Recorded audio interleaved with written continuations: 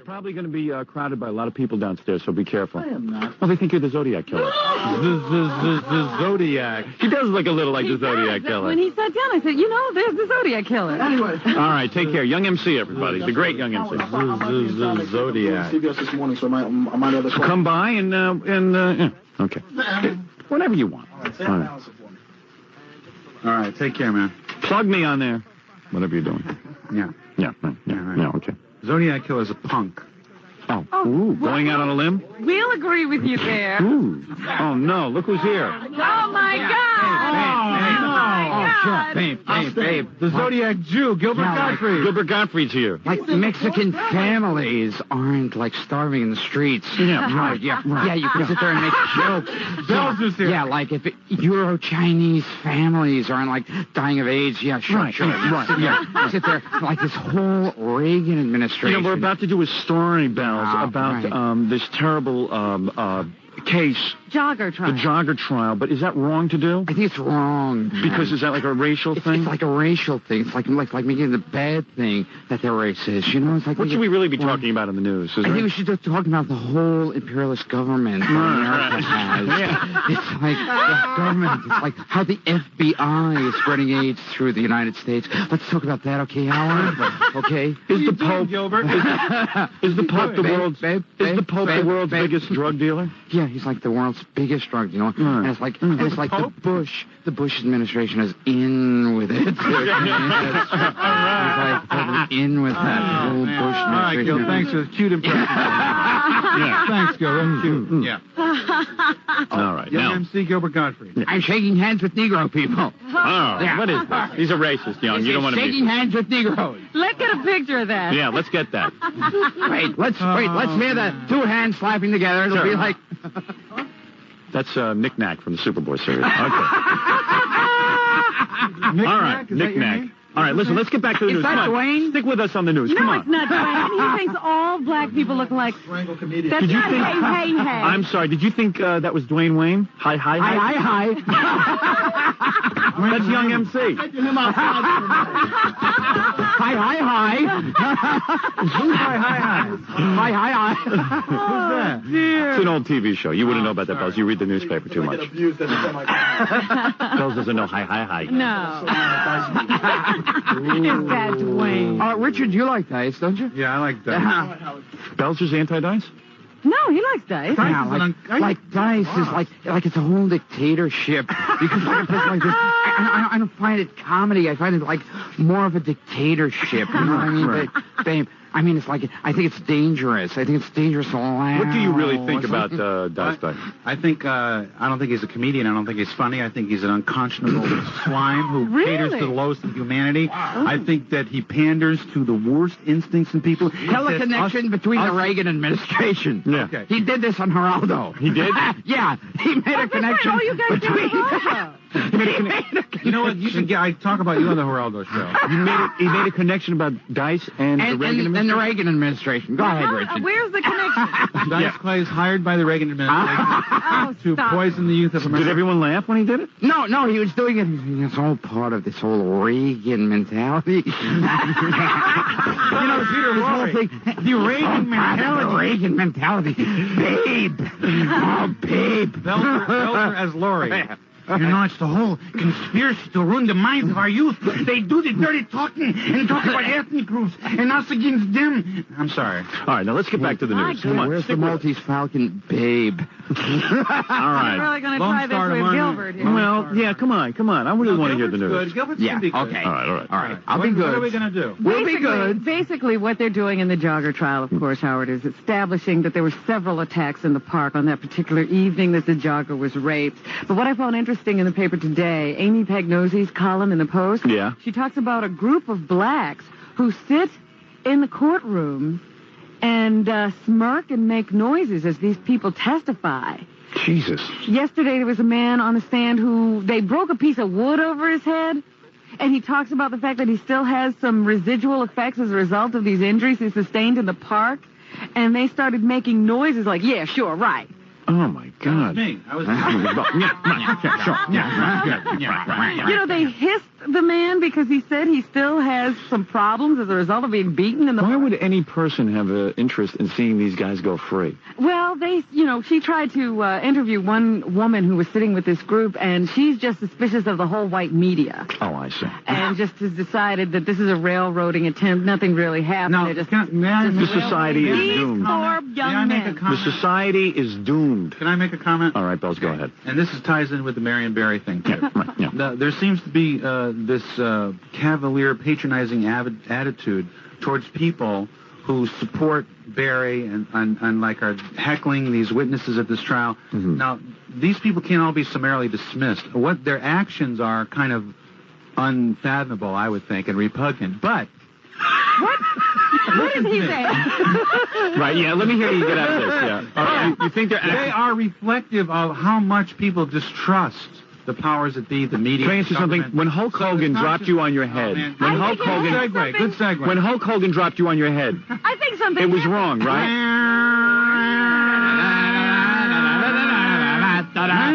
When Hulk Hogan dropped you on your Does it head, have to do with was it wrong? Was it wrong? Come on, let's get back to the story. If your wife was jogging in Central Park and was no, seriously, and was raped by I'm five not saying youths, that it's okay. What are you talking so about? what are you saying? You make these What are you idiotic saying? You're making an pieces of idiotic logic. statement. I'm saying that if How can somebody- you defend any of these I'm not actions? defending it. I'm explaining it. Excuse me. He's but I defending think- him. I I'm think not you were on the defending right it. track, Howard, when you said when Hulk Hogan dropped him on his head. No. Something has happened to Oh, Belzer at that Maybe point. maybe he's being contacted by Mars and controlled by them. I think so. I think that he has some residual He has effects. residual injuries. I mean, he turned into Belzilla.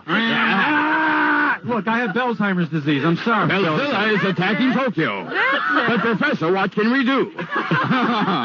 Yeah, babe. Yeah, Ah. sure. Yeah, babe. What is it, Gary? In the middle of the news. Would this be an inopportune time to tell you that Amy Lynn's calling from a payphone?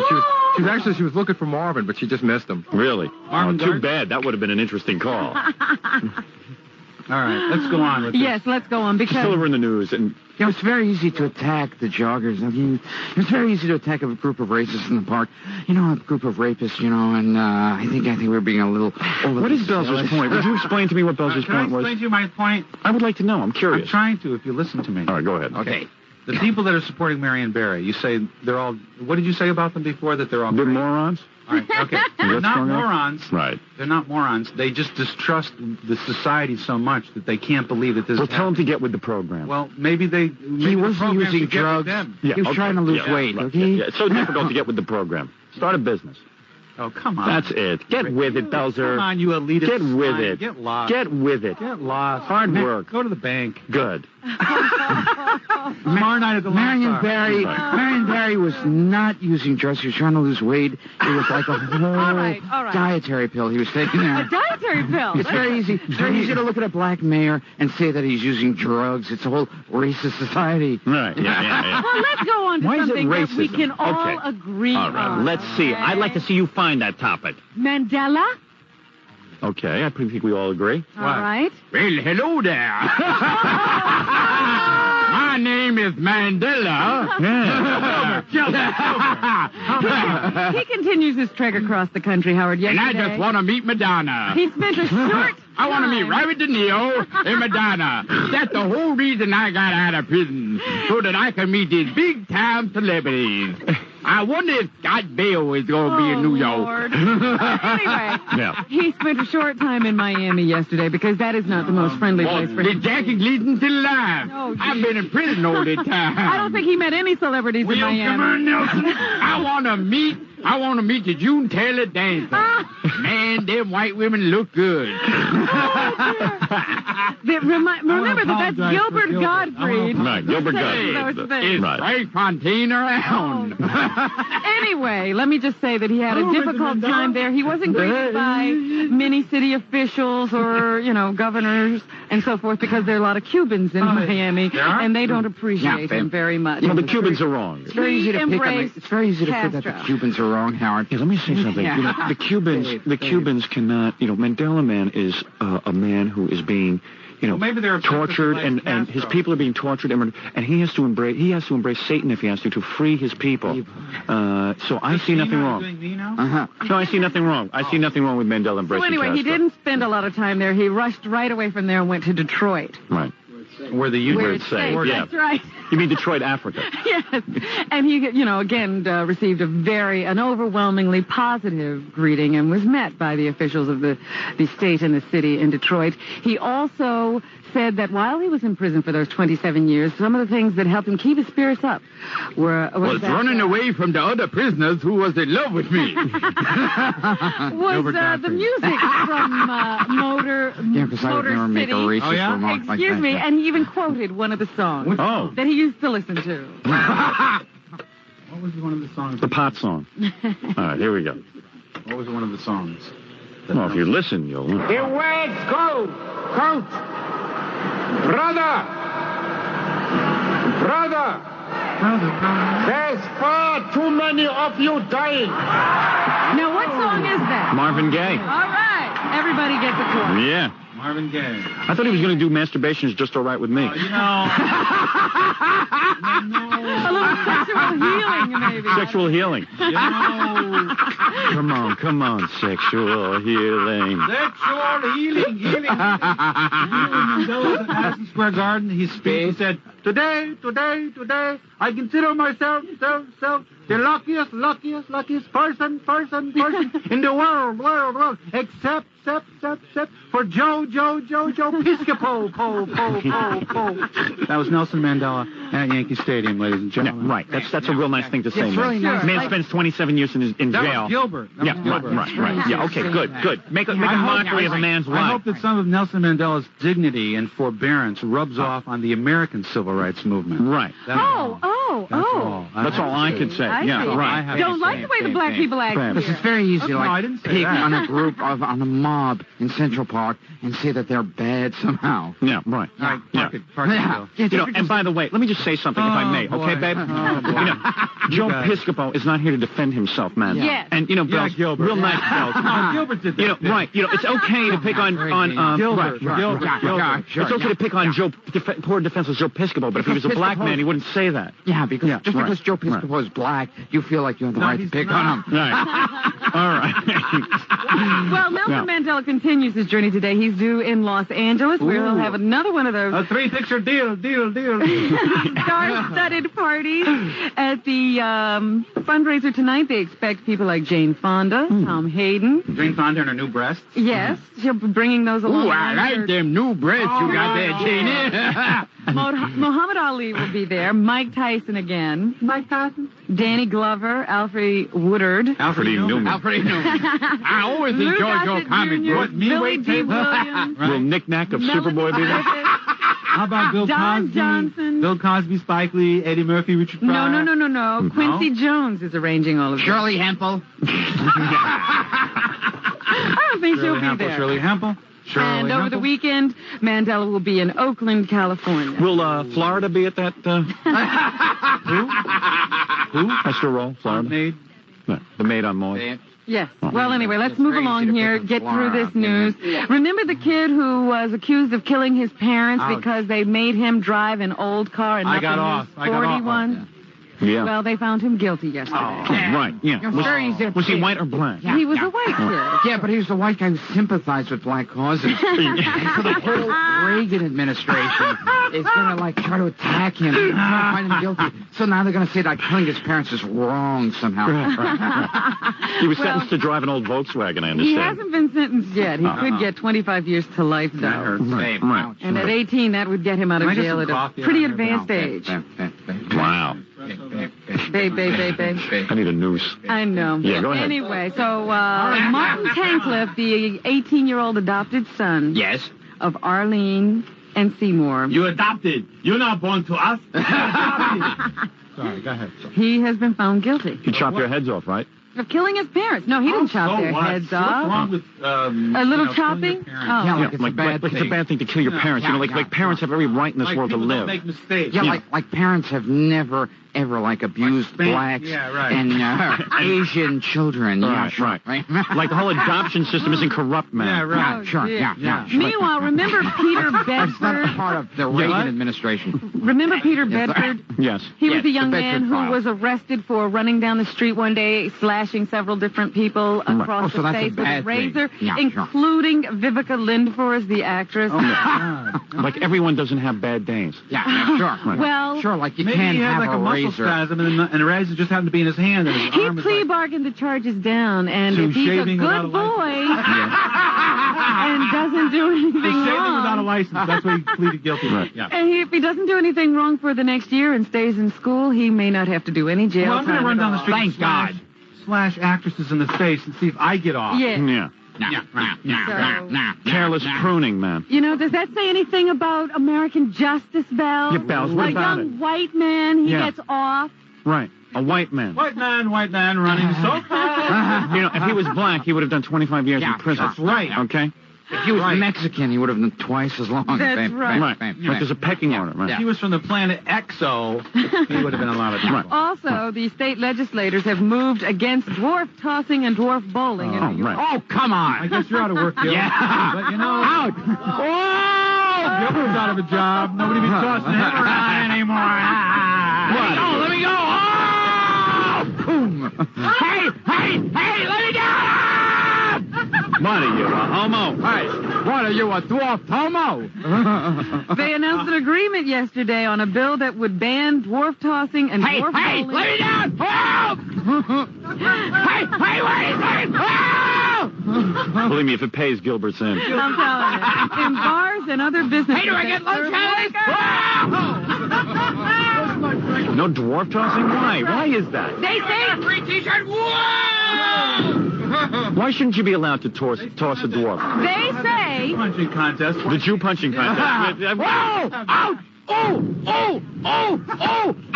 Ow! Is it my lunch break yet? Ow! Oh, man. They say it's demeaning to all dwarves. So it's the meeting told Jews. Why can't you toss a dwarf?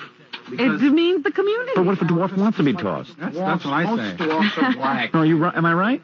Most dwarfs are black. I see. You know, most blacks. Most There's dwarfs. enough discrimination. You know, the dwarfs Pope. to begin with. Yeah, the Pope, babe. And, of course, finally, they had the daytime Emmys yesterday. Yeah. Oh, good. And Susan Lucci They was tossed her. turned for the She's the 11th worst time actress. in a The row. fact that she gets nominated discredits the whole procedure. She's And the So worst they asked actress. her how They were she felt tossing about it. dwarfs at her.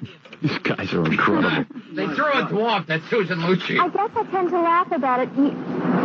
I've always felt that I'm so lucky to be playing Erica Kane. And I mean this, I hope it doesn't sound too Pollyanna, but I really do feel that the work is its own reward. I love doing what I do. That's what Gilbert I says. have been presented with such great material. I'm such a lucky It's its own actor. reward. And win or lose, I'm going back to that studio and play Erica Kane for all she's Thank worth. God, Ben. You know, it's... And, of course, Joan Rivers was a big Yeah. winner. I've never gotten an award for knick-knack, but... Here's the best one.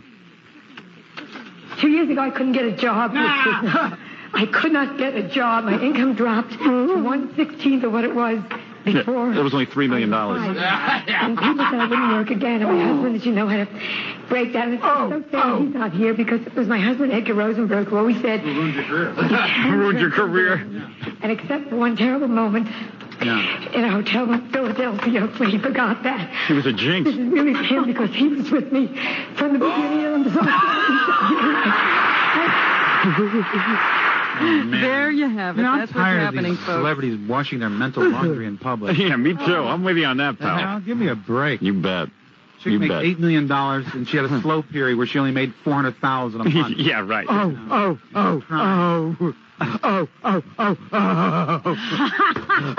my husband, Gilbert Gottfried once again, ladies. Mimic non-periel. Can we mope? What's the deal? I mean, Edgar kind of drove her career into the ground, Yeah, it didn't was he? a short drive, I'll tell you. Yeah, I tell you that. Why cry about that? I killed him. He didn't kill himself. Edgar's done. None of that, Gilbert. None of that. I'm not a big fan of those people, You but guys sure. are so insensitive. I just cannot believe All I know this. is Edgar dies and she gets an Emmy. So maybe it was Best good for career her. move. Right. I've been trying to convince her of that. Gil, what are you doing Gained her a tomorrow? lot of sympathy. Tomorrow night doing a lot of writing. Okay. Yeah, okay. Oh, man. Tomorrow night, Lone Star Cafe, Richard. Caroline, 16, 17, and 18. Ha, ha, ha. Darien Dinner Theater on the 23rd. Aryan Dinner Theater? Darien Dinner Theater. It's like... Harry and dinner? Yes, I'm going to be on a Darien Dinner Darien. Theater. Connecticut? Yes. Good. You love it there. The Aryan Dinner Theater. Deutschland, Deutschland. Gilbert Gottfried! What? I can tell you what he's saying. What is he saying? We'll play it back. What do you know, German? Get tickets early. Get tickets. That's what he's saying. Order now. Order now for Ticketron. All right, the Lone Star with Bells. When is Tomorrow that? night. Tomorrow night. And, of course, Gilbert, the 16th, 17th, and 18th at Caroline's. Okay. And Darien. The Aryan. The Aryan Dinner theater? Darkout Dinner Theater in Darien, That's Connecticut. right. Yes. All right. So come tomorrow night and visit me. Yeah, I wish I could. Gilbert. We'll be back right after this, Robin. Oh, what is this? What is it? Yeah, it's real easy to get through a commercial. With these guys? Yeah. Real easy to get through this stuff. Oh, man. You guys are funny, but hard to control. You know, there's a certain point where it has to stop. Yeah, right. You got to know when to turn it off. You're not on stage now. Here. This is different. This is broadcasting. He didn't do that to Alan Thicke. You know, Gilbert never interrupted Alan Thicke. Yeah, you know, it's Gilbert's very going to easy. be here, and Gilbert's up in the catwalk. He's bothering me up in the catwalk. And you know, I hope he comes down. He's a crazy Gilbert, guy. what happened? Like some producer turned to you and said, we're going to have you in this catwalk thing. It was like they kept changing it from show to show on Alan Thicke. First it would be up in the catwalk. Then, all of you are monks. All of you come in from the audience. Yeah. Gilbert, you're back in the catwalk tonight. And Richard, for a while, they had you as like his partner. No, I wasn't his partner. You were his partner. Okay, I was his partner. He was like Arsenio Hall with sunglasses. Arsenio Hall was his second partner. Right. Right. He followed Belzer into that. I guess Bells couldn't help out Alan. Like Yeah. someone could help him. And then Arsenio was brought in. Hey, Richard, you're going up in the catwalk this week. Belzer's here. That's always fun. Yeah, that's We'll it. do some improvisation, and then we'll do some rock and roll. Gilbert used to be in the catwalk. Now Richard's in the catwalk. Gilbert and Alan Thicke were very close. Very close. Yeah. They were lovers. Yes. No, we became very good friends on Really? the show. Yes, yes, we were friends for many, many years. Gilbert had him over to see the lawn chair. Oh, I'm so sad about Alan Thicke's career. Oh. Yes, you are right, 2 years ago, I couldn't get a job. I could not get a job. My income dropped to 1/16 of what it was before I was 5. Costello. And people said I wouldn't work again. And my husband, had a breakdown. It's so sad that he's not here because it was my husband, Edgar Rosenberg, who always said, you can turn things around. Yeah, like and your- except for one marriage. terrible moment in a hotel in Philadelphia when he He was there with a maid. because he was with me from the beginning, and I'm so sorry. Luckily, after 14 facelifts, my career got going again. Who's that crying? That's Fred over in the corner there. Big baby. All right, anyway, public storage. Come on, let's get into it. Public storage? This is fun. Yeah, it is This fun. is Yeah, where This is the fun part of the this show, is where Robin. Joan Fun keeps show. Edgar, right? Oh, that's nice, Bells. Yeah, Hey, right. Gilbert, that was really funny. Nice going, Gilbert. Nice, Gil. You know, Gilbert really steps over the line. Yeah. Anyway, listen. Sorry, I apologize for Gilbert. Anyway, let's say you move to a new condo. Well, look at Bells. Bells is leaving his Los Angeles condominium for his castle Beverly Hills, man. in... Yeah, good investment. France. Good investment, Bells. Where's he going to What? put his American furniture? When you move to France, Yeah, what? is your wife still in France? What are you, a cop? What are you, with immigration, babe? Or? No, seriously, is your wife still in France? Just do the spot, man. What's the big deal? Do the spot. You complain about me and Gilbert being out of control, then you go to a spot and you All start right, working. public storage. Yeah, when I ask you a question, You can talk. First, What's some the interest. question? What's the question? Is your wife in France setting No. up your house? No. She'll be going back in the fall. Belzer's wife convinced him to buy this stupid house in France that he'll never use. And all his $300,000 was Hulk Hogan money bought that stupid house, which... They're not going to get the Hulk that Hogan back. Arms, we call it. Yeah. Yeah. Why don't you take that money and put it in a good investment? That stuff never goes up. French real estate. Where's it on? Thanks for your concern, Howard.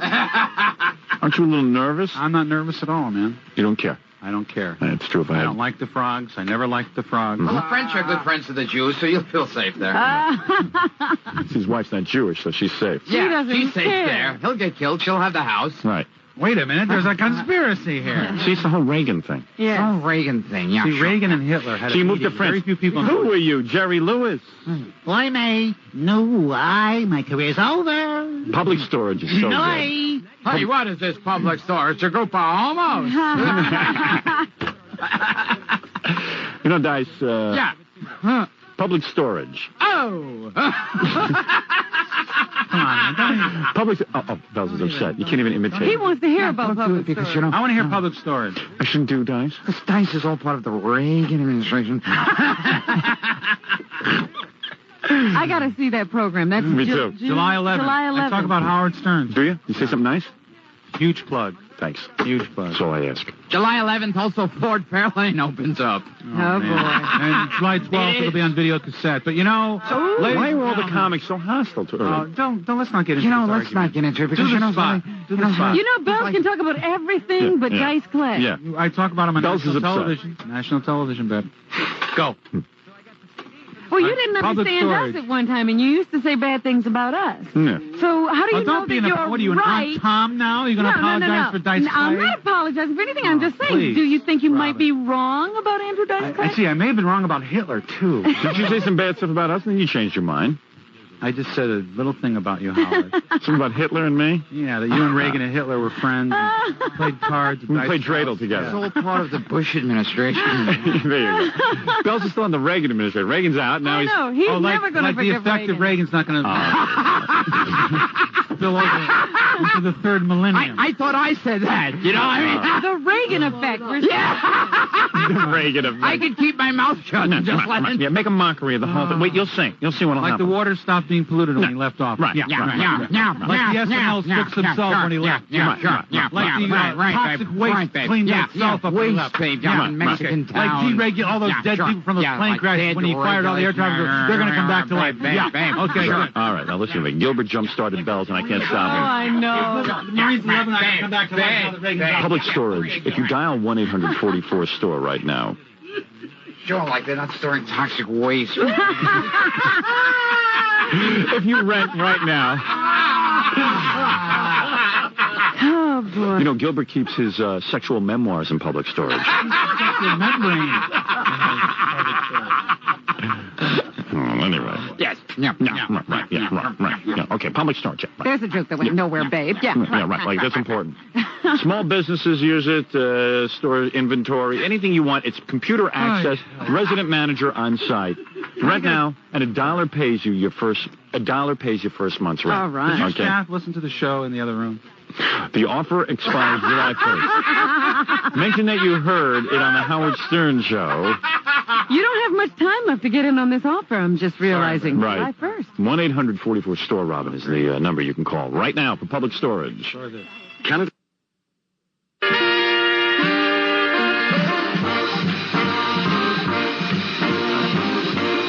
What is this? Legend.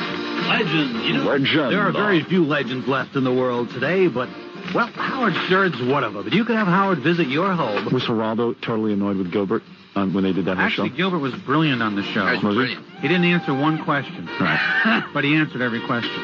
I can see Geraldo getting totally annoyed. Totally buried Geraldo. Really? Geraldo started asking him a question, and Gilbert did like 20 minutes on the question. But didn't answer it. Then Geraldo would try to repeat the question, Yeah. like that would help. Yeah, right.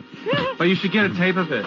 It's a great, interesting show. Yeah, I'm about to see Lots that. of comment on in that. I'm watching Donahue today to see Tula the transsexual. Yes, definitely. She's cute. I mean, he's cute. Well, Tula. who knows? Tula the transsexual? Yeah. The one- Hello there, Tula. That's Beulah the Wait a minute, transsexual. what do you mean she's transsexual? I used to go out with Tula. You serious? What? Yeah, right. Right. Serious? It's a possibility. I grabbed her organ and she started to scream. I knew she wasn't a woman in the ear. Legend Volkswagen. Legend, let me tell you something about, Richard Simmons was saying he drove a Jeep Eagle. A Jeep Eagle? And, a Jeep Eagle. I got to tell you something, There's no Robin. such thing as a Jeep Eagle. No, I don't know what it is. Like, I know, I drive a Jeep. I don't know, Jeep Eagle, whatever. Eagle is a car. Oh, Eagle's the car? Yes. So now that Wayne Siegel has Legend Volkswagen Jeep Eagle. Yes, sir. That means he has Jeeps and Eagle cars? Right. Oh. Jeep Eagle. Who knew that? What am I, Geraldo? What am I, Geraldo? What, Geraldo? What are you, a homo? Huh? Boys. Hey, Geraldo. What are you, a homo? Please do not You know who do we're doing? dice in Belzer's presence. Yeah, Richard, you know what we're doing? No, I don't want to know. Hey, Geraldo. What'd you guys have, like a 3-hour discussion on Geraldo about dice clay or something? No, 30 seconds. No, Geraldo asked him about engine Geraldo dice asked me every week to come on there. He wanted to be on this show with the guys. Yes. And they called up and said, well, Kinnison's going to do it, so you have to go on. Like, what am I, married to Kinnison? What, are you a tag team? What am I, Check, please. So I declined to be on. Yes. But I didn't even know the topic. What was the topic? Comedy. Comedy? Non-topic. Non-topic. But then they showed a clip from Fort Fairlane with me, and then Richard went into his whole speech. In all fairness to Hitler. And what does Richard say? In all fairness to Hitler. Gilbert was much better in the scene than the other actor he did it with. I see. Gilbert's clip was very good. That was the part I was supposed to have. But I gave it to Gilbert. Well, because you have some scruples and Gilbert has none. Right. Oh. Well, Gilbert does everything, though. He does. He's a whore. Well, no, I looked at the script for Knick Knack and Superboy and thought it was a good script and a story that had to be told. Let me tell you something. Legend announces the grand opening of Legend Jeep Eagle at the Legend Volkswagen showroom. That's right. It's very easy to make fun of Jeep Eagles. Can I say something? Yeah. Okay. I know that a lot of the sponsors I don't have personal contact with, but I really do have personal contact with Legend. Yes. I go to Legend Porsche and Legend Jeep Eagle, and I have service done on my car. My Jeep, Wayne called me, they have a new Jeep package thing there that you put on your Jeep, you put all that metal and chrome and stuff. Oh, great. Yeah. All I've got to say is I wish you would mention Michael Siegel. Don't mention Wayne anymore. Michael Siegel called Gary. I get it. I love Gary him. Concentrate. We let Howard do the spot. A Jeep. That's Gary. All right, anyway, Legend announces. Yeah. Listen, so Gary gets a call. Michael Siegel is upset that Wayne. Okay, listen to me. Legend Volkswagen Jeep Eagle, 5775 Merrick Road, Massapequa. All I'm telling you is if you want a Porsche, if you want an Audi, you want a Saab, you want a Jeep Eagle, you want a Volkswagen, you want a... Sterling is the one you forgot. Sterling, Peugeot, anything you want. Hey, what are you, a Peugeot? Hey, what is that? Oh, hey, what is that, a Peugeot? Oh, God in heaven. Hickory dickory Peugeot. Oh, hey. All right, you two. What are you, a homo, Belzer? Sometimes I wish I was. You still have sex with your wife every night? No, she lives in France most of the Gilbert's time. not married. You talking to Gilbert? I'm talking to you. do I have sex with Belzer's wife? Yes. Does that answer your question? Yeah. All right. All right, then. Legend Volkswagen Jeep Eagle, 50. So when you go to bed at night, Gilbert's in bed with you and your wife? Yeah. All right. Oh, Belzer, get out of the way. Oh. Hey, Belzer. What are you, a homo? That's really good writing. Oh, boy. Belzer is so hostile. Oh, he hates it. Him and George Carlin. Yeah. I don't like brown shirt comedy. I'm sorry. Brown. What is the big... I don't see that. It's not... Well, you know, he's in that whole comic relief clique. Yeah. Well, you have Robin. I'll be at the Aryan dinner They are all Robin anti-dice. Williams. Yes. Anti-dice. That's The anti-dice Belzer Yes. clique. You two are just beyond belief. What is wrong with it? What does he say that's... Seriously, what does he say that's so Nazi-like? I don't even want to give it any time, okay? What does he say? Finish your spot. And after the show's over, I'll tell you about it. Okay. Both of you. Is He's Sam gonna Nazi? sit us in a room. Huh? Is Sam a Nazi? No, Sam's a good guy. Now, why Because is Dice? Sam's a comedian, Dice is not. Sam's funny, Dice is not. The whole rap is that Sam has the mind of a comedian. Oh, yeah, that's right. That's the Yeah. proper thing to say. Right. The mind of a And comedian. I don't understand you on this, Bells. Well, let's talk about it after the show. I don't want to give any time to it. Okay? All right. All right, yeah, homo. Yeah. Oh, no. You're not supposed to talk about that on the air. How is talking about oral favors, brown shirt humor? What? Speaking of brown shirt humor, I'll be at the Aryan Dinner Theater at Aryan Dinner Theater. Anyway, Legend is where I go to have service done on my car. Hey, do service here, okay? Oh! Like that's humor. Sure, Like that's funny. Sure. Yeah, right. The man is not a comedian, babe. Yeah. You see, Sam is a comedian. Dice is a What is Dice? And then when he tells us what he is. A performance artist, babe. Okay.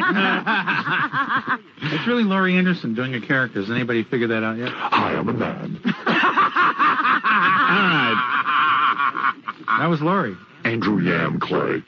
All right. Legend Volkswagen GPville, 5775 Merrick Road, and also 158 Merrick Road in Amityville.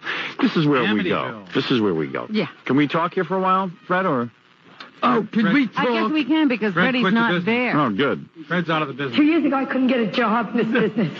I could not get a job. My income dropped to 1/16 of what it was before. What is 1/16 of $5 million? And people said I wouldn't work again. And my husband, as you know, had a breakdown. It's so sad that he's not here because it was my husband, Edgar Rosenberg, who always said, knows better than I you know. can turn things around. And except for one terrible moment. Robin, what's 1/16 of $5 million? I didn't bring my calculator. And then I caught Edgar in bed with Mick Jagger. And David Bowie. Oh, come on. Do you think this was really a surprise, or had she worked on this speech? Because she does say the 1/16th line. Yeah, she knows that a little too. I guess she knew her income by heart. Figure out, what is 1/16? It was 1/16 of my income, and then I did a pilot, which got a good share, but still didn't. I will take 1/16 of a million and then multiply it by 5. That's how I plan to get to this. Now, if you do 1 over 16, 1 over 16 is to. All right, you invert. It's $800,000, isn't it? No, Sorry. no, you're wrong. Sorry. Sorry, babe. Okay. It's 500. Well, let me think now. 1/16 equals, if you take a million and invert it, you have to invert it. No, you take the 16 and invert it. So it's 16 over 1 equals 1 million. Times 1 million. All right. 16 over 1 equals 1. How many zeros in a million? It's not going to get here. 6. You ought to know that better than I do. Yeah, I didn't get dropped in my head. How do you know that? You only got 300,000. He only got 300,000. There's only. So you're saying that 1 times a million is a million. What is it? And 16 times 1 is 16. Nobody can figure this out. 16 goes into. 16 goes into. Would you give me a chance? I'll get to it. It's taking 20 minutes, man. Bam. You make 12 million a year. Don't You you? asked the educational question, system let in the him country. answer. What, am I an accountant? Oh, am I an account? Oh! All right, I got it. Here's your answer. 310 million. Well, I just figured it out. I did my gazintas. Boy, that was good. How much is it? $310,000. $310,000. You could live on that. I guess you could. Yeah. Not if you have a $3 million nut. She's not exactly a beggar. We got to take another break. I hope so. Babe, let me just say that the Bells will be at the Lone Star. Tomorrow night. And the Gottfried Yeah, the Gottfried babe. will be at the Carolines. Caroline's at the Seaport, 16th, 17th, and 18th of July. Yeah, then he goes into his real Gilbert voice. And but it's then...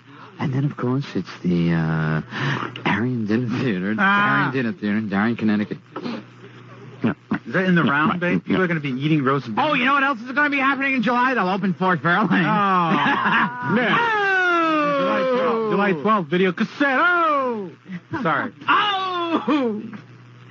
Gilbert said it was testing very well. But Yeah. they gave it a blue book. I went out to Hollywood, so I use terms like that. Well, it tests very well. The cards are reading real good. Yeah, it's Aren't they testing. mad at you for slamming the movie, Gilbert?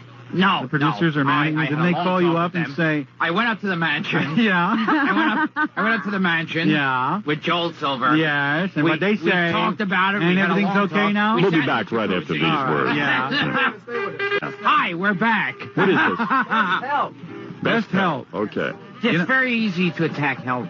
All right, listen the to me. Reagan administration... Best is Health All responsible Gourmet for bad Natural health. Soda. Ooh, this is good stuff. And Best Health All Natural Gourmet Soda. What does gourmet mean to you? Let's go around the room. Expensive, Gilbert, what does gourmet mean to you? expensive, I'll be Geraldo. expensive. Well, you know, I'll tell you what it means. It means that they try it out on Mexican families. They poison them. This whole gourmet soda companies try it out on minority What are you doing, Peter families. Lorre? Bells, what does gourmet mean to you? Seriously. Answer it seriously. It means a fine product that might cost a little bit more than because why? Because mediocre product. Because it's a better ingredients. product. Now let me tell you something. There are 11 flavors. House in France because my wife wants. Gilbert is relentless. He can't stop himself. He can't have He's conversation. stream of consciousness, Yeah. Howard. You know, he wrote on the mirror in the bathroom, "Please stop me." That's right.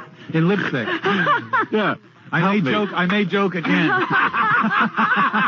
If he ever got laid, he'd be mute. Oh, Now wait a minute. Yeah. Now hold on. I got a lot to say. You know what's funny about Gilbert? If you bring a beautiful woman, like in a bikini, in the room, then all of a sudden it's like, It gets quiet? yeah, he doesn't want to be seen as a clown. Ah. The tears of a clown. Everybody loves a clown. Best Health All Natural Gourmet Soda, made with New York water at the Brooklyn Bottling Plant. Now, let me tell you about New this. York water. I wouldn't brag about that. New York water is rated among the finest. Oh, yeah? Babe. On what planet? Numero uno. Numero uno. Ask someone about it. Why Okay, don't you I will. read the Washington Post, man? Or maybe I got the New it York right Times here. instead of those stupid bozo papers like the Daily News. I read You the know, Washington Post. You know that. Well, open it up and see the front page Oh, story. you're right. Front page New story. York water. They don't talk about how Barry drinks New York water families. at trial. Every batch is hand mixed and created with a special blend of flavors. This is got a not just batch. ordinary soda. This is the most. First of all, the bottle is beautiful. The caps are beautiful. They're matching. Let me stroke that bottle. Hey, nice caps, honey. Oh! Pineapple orange, ginger ale, root beer, chocolate, vanilla cream, clear iced tea, black cherry, raspberry, 2 cent plain seltzer. Yeah, right. Peach, lemon lime, gourmet. Hey, nice speech. Whoa! Fellas, you better learn how to play along with these plugs a little better. Where are you working? Where are you working tomorrow night? I'm working. Nice plug. Yeah, right.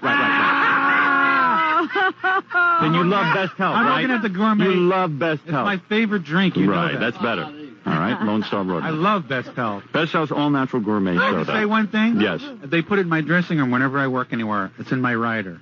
Best Health drinks in my dressing room. Hey, ride this. Oh! Matter of fact, at the Lone Star tomorrow night, Best Health in my dressing room. Very good. We'll be back right after this. If you're going car shopping and you...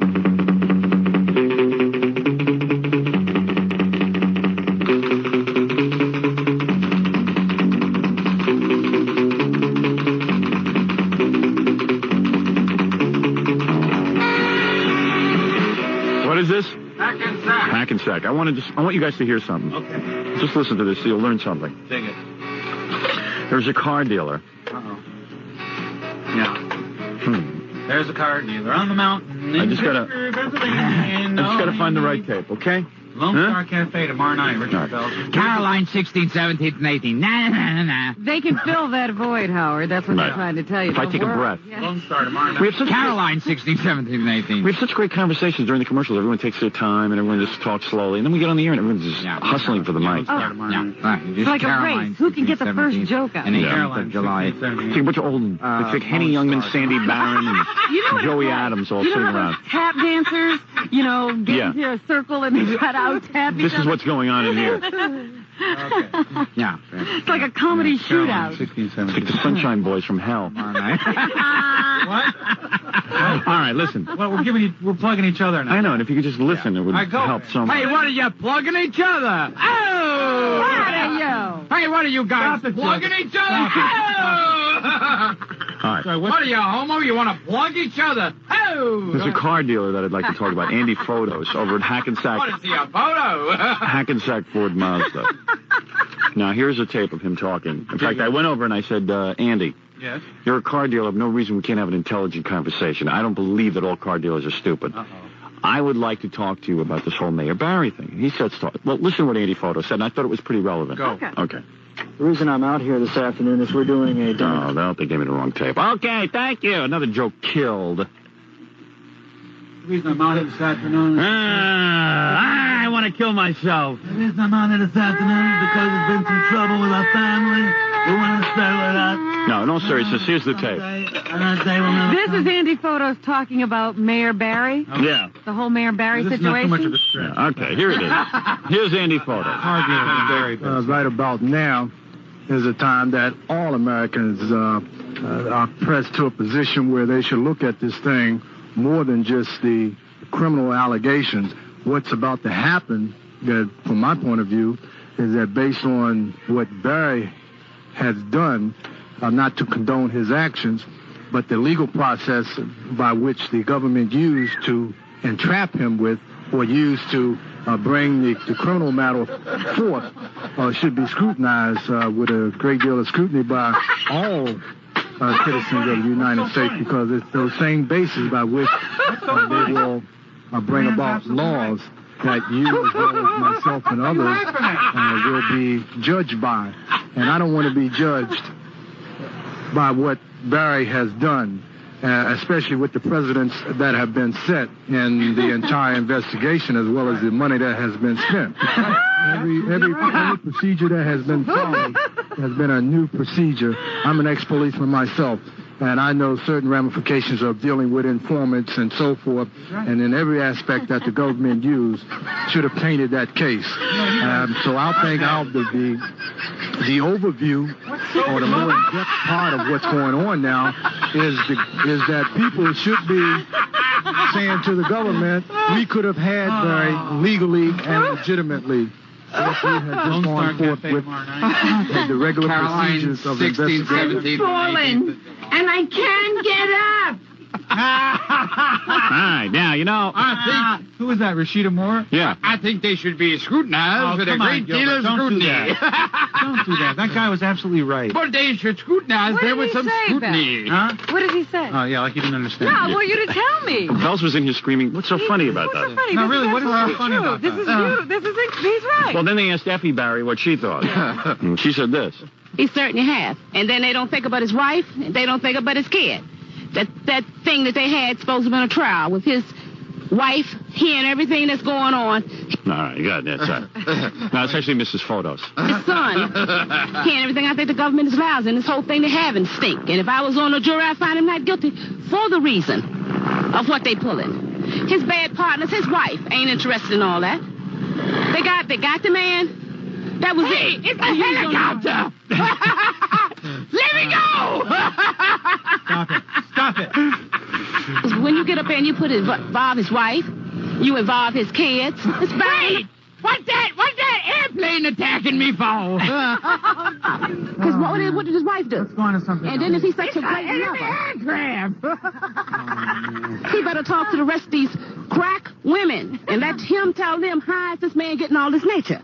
Hey, what are you, a crack woman? Whoa! Problem on TV. The man can't do nothing.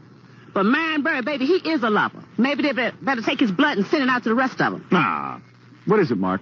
What does it say? What is he writing? What does it say? You're fired.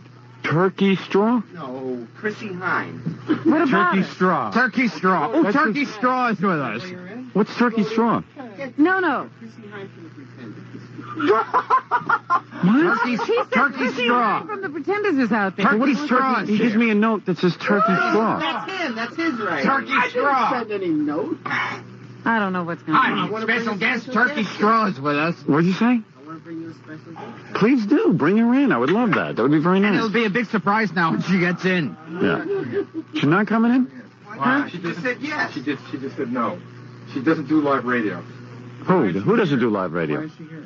Chrissy Hines. Chrissy Hines? She doesn't do live radio, so don't do live radio. What does she want from me? Everybody that works for the King. This isn't so live. What is she? What is she? A big I star? understand that. Let's tape her out in the hallway, and then we'll play it back a minute later. That way she can have control over the... Send John in here.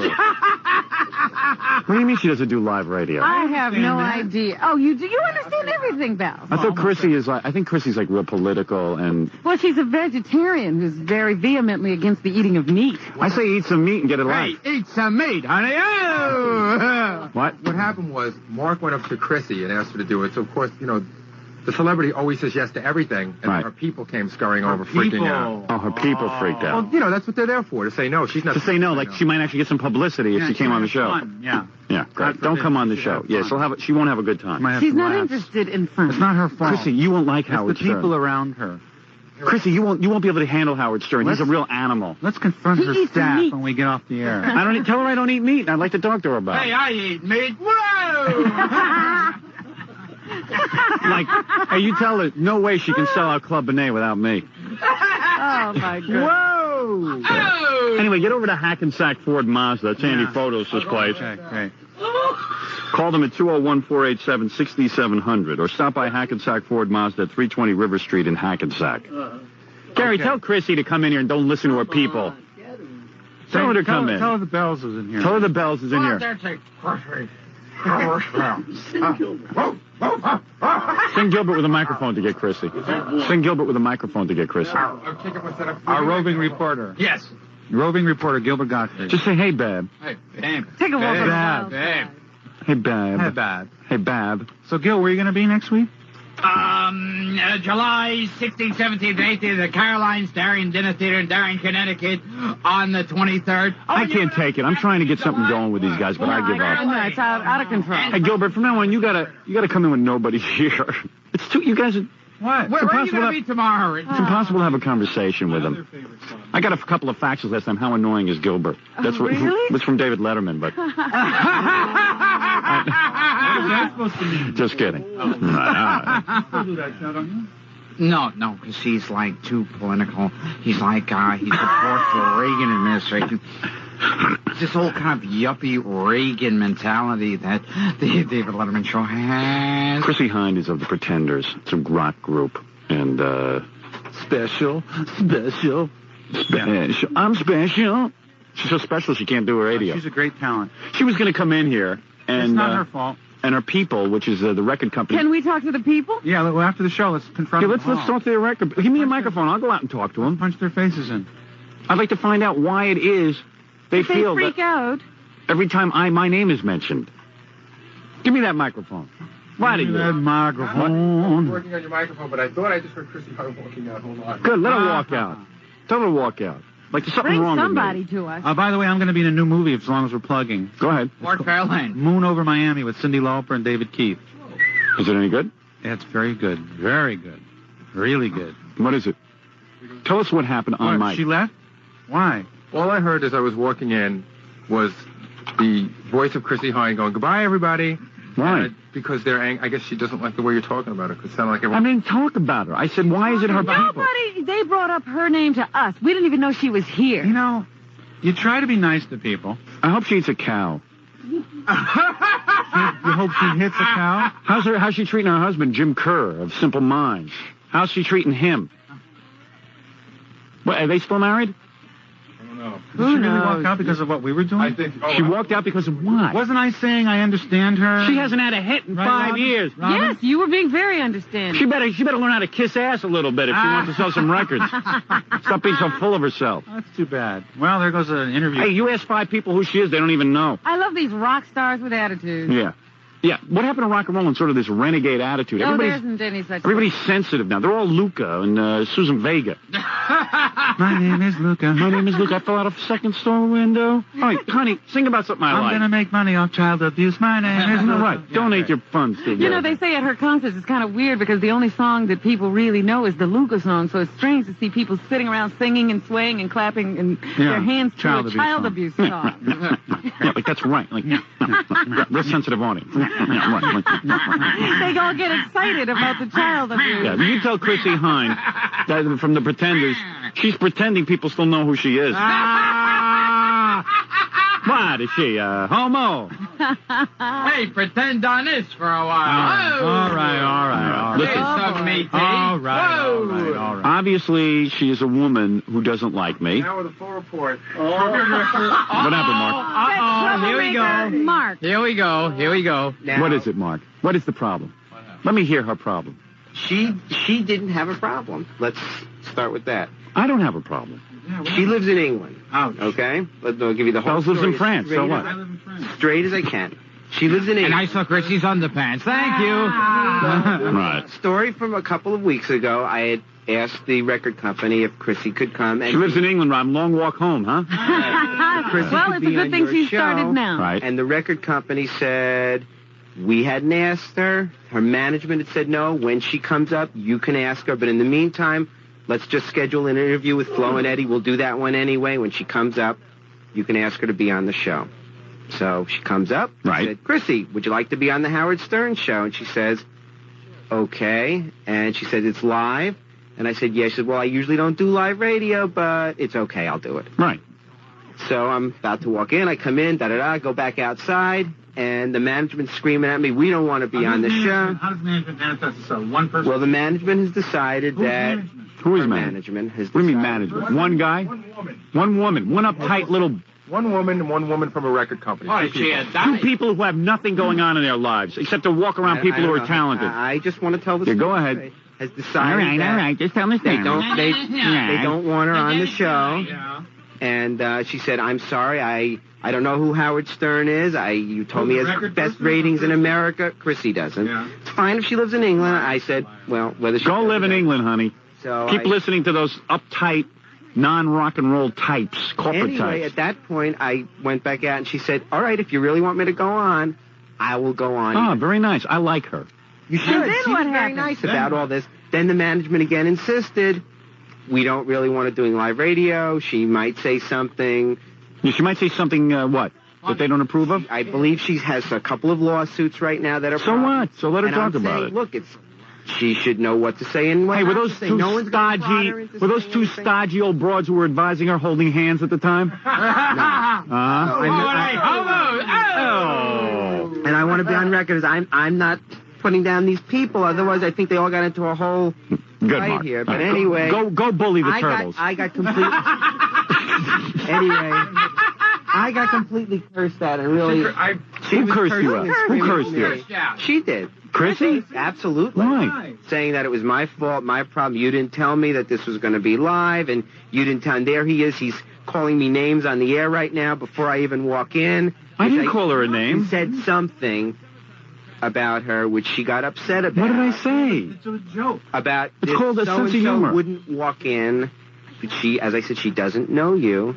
She hasn't said she hasn't heard you on the radio. What is it that people can't handle? What is it in life that people are so fragile they can't walk into a room and have a conversation with I don't someone? understand, but anyway, I just got blasted, and so did 25 other people in the elevator. Right on. And I wish you had a tape recorder of Tried that. to re-insist that she come up, that nothing bad was going to happen, that she would have a good time. She didn't want to hear it. Cursed me again another 10 times. She cursed you. What did she say? Tell me what she I said. can't say it on the air. It's a couple of C words. She called you the C for a girl, or Yes, for the girl. really? Yeah. Oh, very good.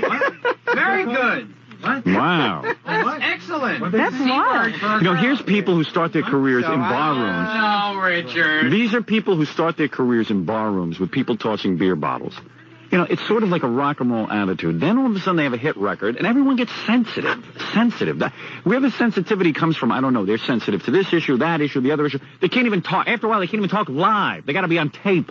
You know, Well, she has gotten into trouble. McDonald's was after her and all kinds of people. She had big legal problems. What's wrong with So McDonald's? I guess her management decided that she can't be trusted live because Well, she's going to lose all her money. I'll but tell you that's not our something. You know, she fault. has a terrific record, and I'm sorry that she... How do I know? missed Bring me any the of it. record. Let me hear it. Thank you. I'll tell you what's terrific. She's a great talent. What am I, a homo? Oh! Stop that, Gilbert. Stop it. Stop it. Stop it, Gilbert. Stop it. Lone Star tomorrow night. Stop it, Gilbert. Caroline 16, 17. All right, stop it. And Port Caroline. Moon over Miami. Problem Child. Who would you John rather Ritter. see, Cyndi Lauper? You know, Mark, you're a funny guy. Why is it that someone can curse you out, and then you sit there and go, oh, they have a great record, I liked it. Why would you do that? Explain it to me. Bells, do you mind lending him the mic? Make it stay. If she has a problem, she has a problem. It's still a good record. I wanted to just say that if she came up, you talk about her record. Of course. Oh, see, he's still worried about the Flo and Eddie interview. Oh, I'm I real see. disappointed that she decided to act that way without... First of really all, knowing who the even full cares story. what she has to say, quite frankly? It sounds to me like she'd be a big bore. Every time you bring something up, she'd get uptight. Yeah, you'd be worrying about every word you said. Actually, Yeah. I think she wasn't uptight, and she would have been real interesting. She would have been very much... She would have had a lot of fun. She would have walked out of here saying, you know, for once I had a good time. I absolutely believe that. Let me hear this record that you think's so good, Mark. What is it? No, it's just funny because What? the guy who's, you know, one of the guys that works here that does like handiwork around here, he's putting in a light bulb on a ladder. Yeah. And I just looked out the window. kicked him out. He was laughing his butt off, and he just came and told me all the words she called Mark. Really? That's a lot. Real dirty? Can you sort of describe them? The C word for You a know, woman. The Yiddish word that ends in UCK. Can you say that word? A schmuck? Yeah. Yeah, you can say Schmuck? that. The C word. Mike the intern said she Curmudgeon? She called him a curmudgeon? all she heard was, you piece of S, you idiot. And Mark, all he heard was Mark going, I'm sorry. I'm sorry. That's pretty funny. All right, let me play Chrissy's new album. Let's hear what we think of it. What's the song that they are All right. featuring? It's called... You schmuck. You are a C word. C word. It's called never are do a that. C word. This is never do that. Never ask her to appear on Radio Live. Lone Star Let's hear tomorrow it. night.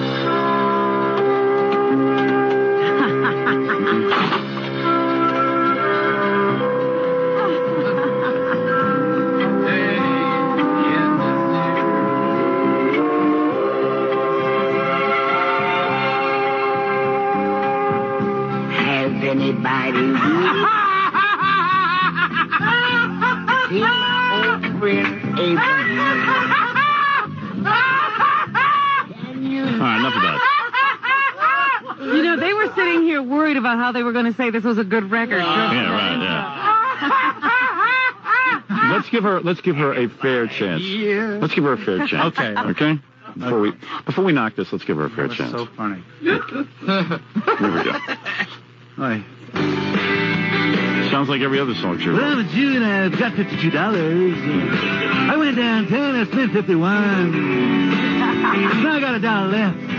Won't you lend me 51? Let me Let's hear it. Let's hear it. You're not giving it a fair.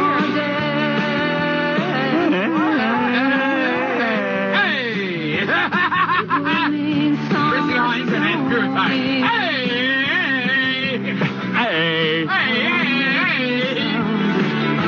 I'll just sing goodbye. Sit where the last one sat, but It's all right. It's okay. Not bad. Laura, I thought annoying. I'll tell you one thing I agree with Chrissy on. Mark is a C word. I'm with her on that, Robin. I'm just sitting here thinking about how her whole day is ruined. Yeah. Isn't that great? Once again, Howard, you've succeeded. Thank you, Satan. Oh, Satan. Oh, Satan, by the way, could I just have another $100? Why, it's Rochester, gee. Hey, Beelzebub, what's new? It's Beelzebub. You did real good with that Chrissy Hines, babe. Thank you. all right. That's amazing. Thank you, Mr. Guccione. Did you ever see all the beautiful girls in Penthouse? That's the way he talks. Yeah. Well, anyway. All right. All right. Now, Gilbert, you're going to be appearing at my favorite nightclub. Yes. What are the dates of your appearance? Now, hold on. Wait, before we do plugs, I will do the plugs. No, come on. Before we do the plugs. Oh, you're not. Because Chrissy Hind is right. You guys are immature. I'm sorry, Howard. She would have had a good time on here. I'm sorry. I'm sorry. What is everyone? Why are rock stars up? I can understand like politicians or something, but why are rock stars so uptight? No, don't you notice that it's gotten that way in rock and roll? Yeah. Well, I don't know if this is the right show for Elton. I don't know if Bill Elton. can do this. Yeah. Elton's dressed up as one of those fruit hats. What do you call those hats? The big giant fruit Carmen Miranda hats, and he's worried about how his image is. Yeah, right. a bunny. Yeah, he's dressed up as a bunny. No. Who? What are you, a bunny? Oh. Jesus, man. You just have to be so careful around those rock stars. Yeah. Bell's getting upset. I am Why? upset. He doesn't like Because of the dice reference? Oh, are you upset? I'm going to choke you, Gilbert. Hey, what's the matter? Belzer, you're upset. Oh. Well, let's get on to something else, Miss Belzer. How does he feel about this whole censorship issue with Two Live Crew? Think they're a bunch of homos. Oh. I asked I think Belzer. it's racist. I think it's racist. I figured you would. See, 400 years ago, when blacks first came to this country, they separated the people that spoke the same language, and there was this power structure was threatened by anybody that spoke the same language. Rap is an alternative language to the subculture of America, and so it's threatening the white power structure, and that's why they're trying to suppress black music, because black music... No wonder his wife moved to France. She couldn't take this every day. Right. All right, so go ahead. He won't do this long distance. This Two Live Crew thing is pretty despicable, but what are you going to do? Well, What's next? Ahmet Ertegun has not been scared off by all of this. He has just Of course not. signed a partnership deal with Two Live Crew and Luke Records, which is the record company owned by Two Live Crew. Dig it. Dig it, man. Tell you what is despicable. What? His name, Ahmet Ertegun. What the hell is that? Oh, he might be from a different country. Oh, like we should tolerate that. Yeah. Mr. Xenophobia. Excuse me. Sorry. Hey, excuse Sorry, me. there's other countries on this earth. Excuse me, Rob. Can I have a dictionary? I'm talking to Bells. You know? He just called you a name. You don't know whether it was a compliment or an insult. I'll consider that a compliment. Xenophobic. Thank you. Well, anyway, their new song. Gilbert and I are doing a new album called Two Live Jew.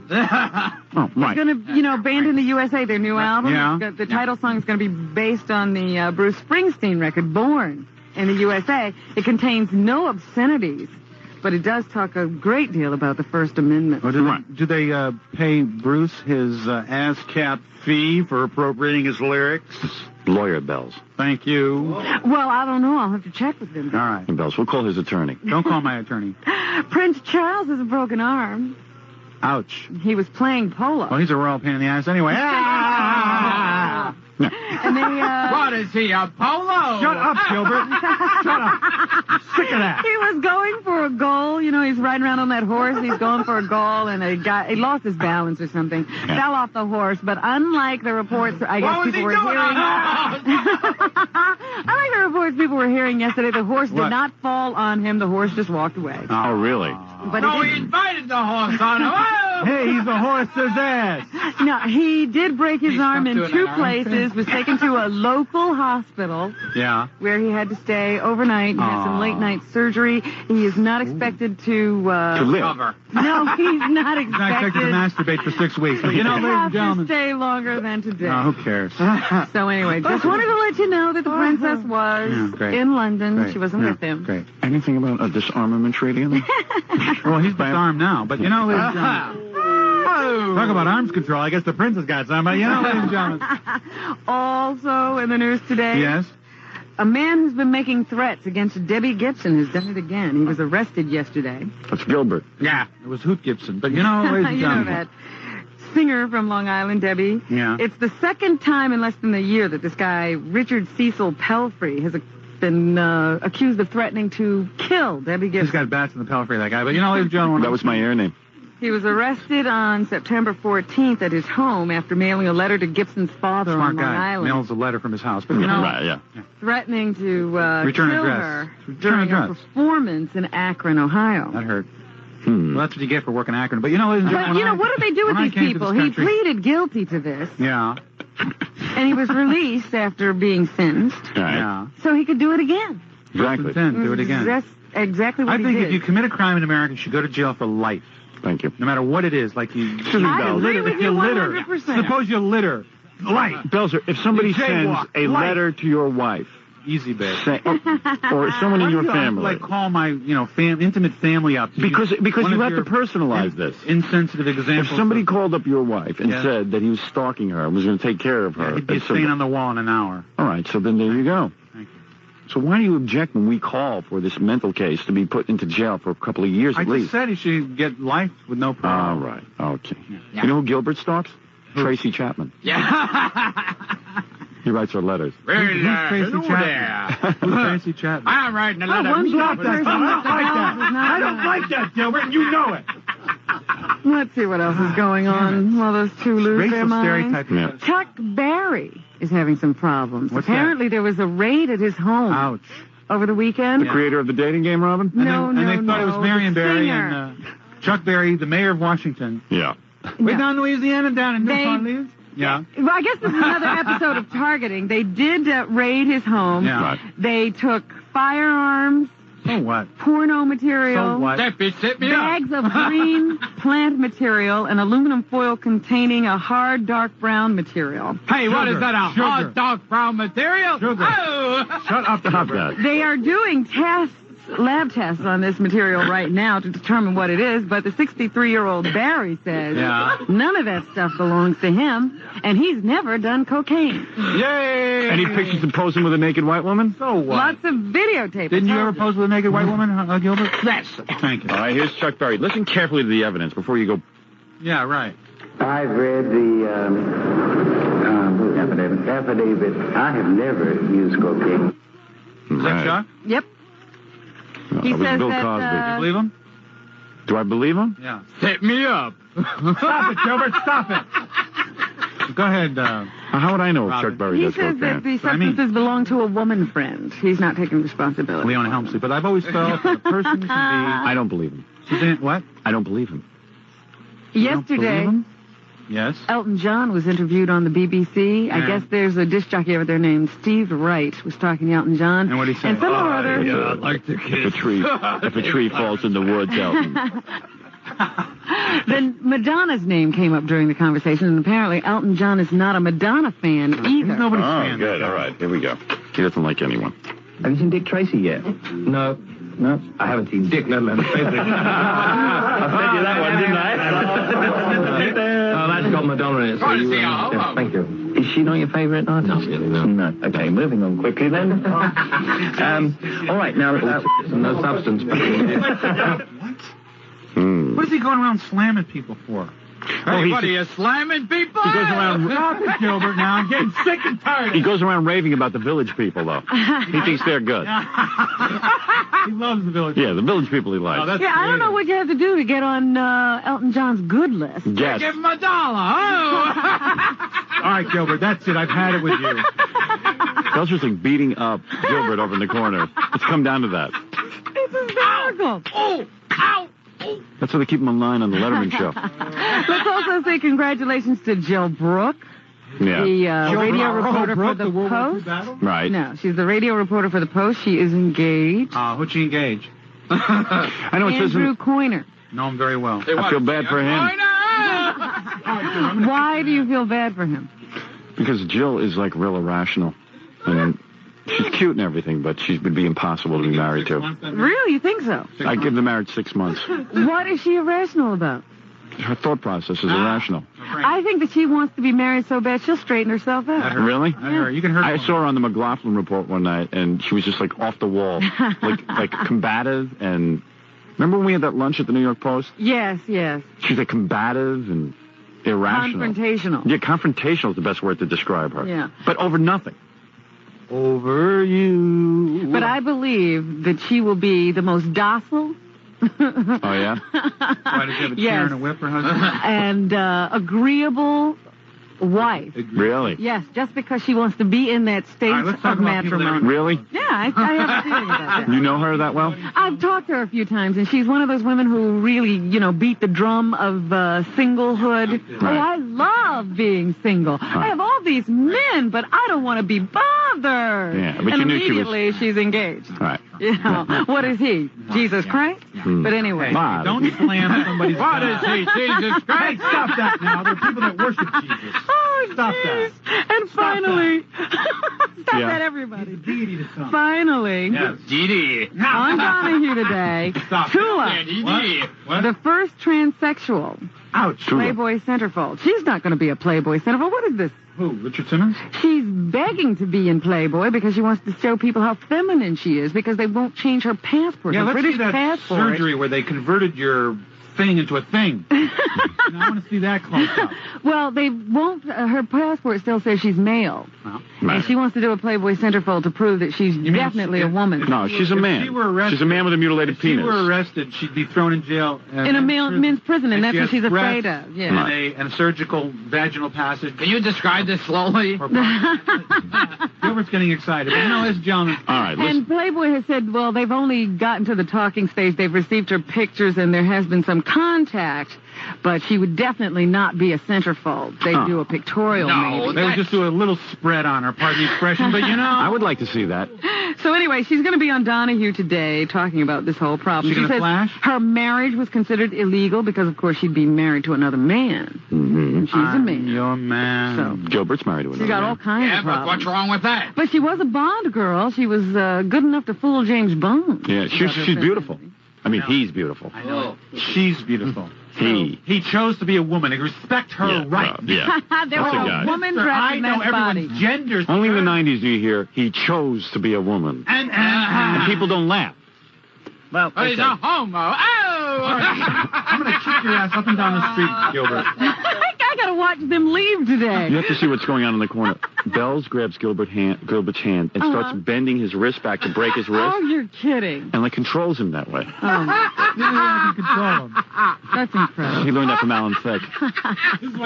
Bells, if you want to going to control break Gilbert, Gilbert's head. just break Gilbert's arm like this. Just break his head. Let Richard keep doing that to you because you could sue him. Like, You can get that French house. Well, because it's this kind of violence that's from the Reagan administration. Right.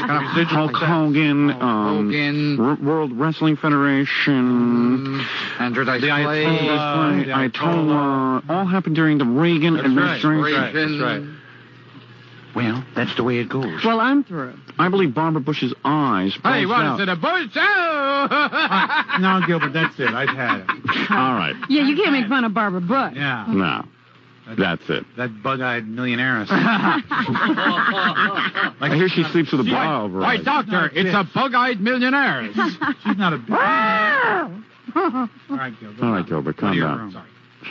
So you're going to come to the Lone Star tomorrow night, Yeah, Howard? I will be there. Great.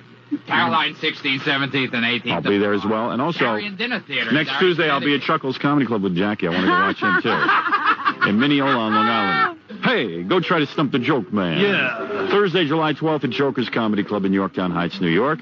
And Miss Josie sang tonight's the big show at Woody's. His band is going to be discovered tonight. He has a lot of record companies coming down. Who's that? Stuttering John has a band, and he's going to be at Woody's tonight. He's a nice kid. He's a nice kid, and go down and see his band. Support them, because he might get a record company, and I can finally get rid of him. Dig it.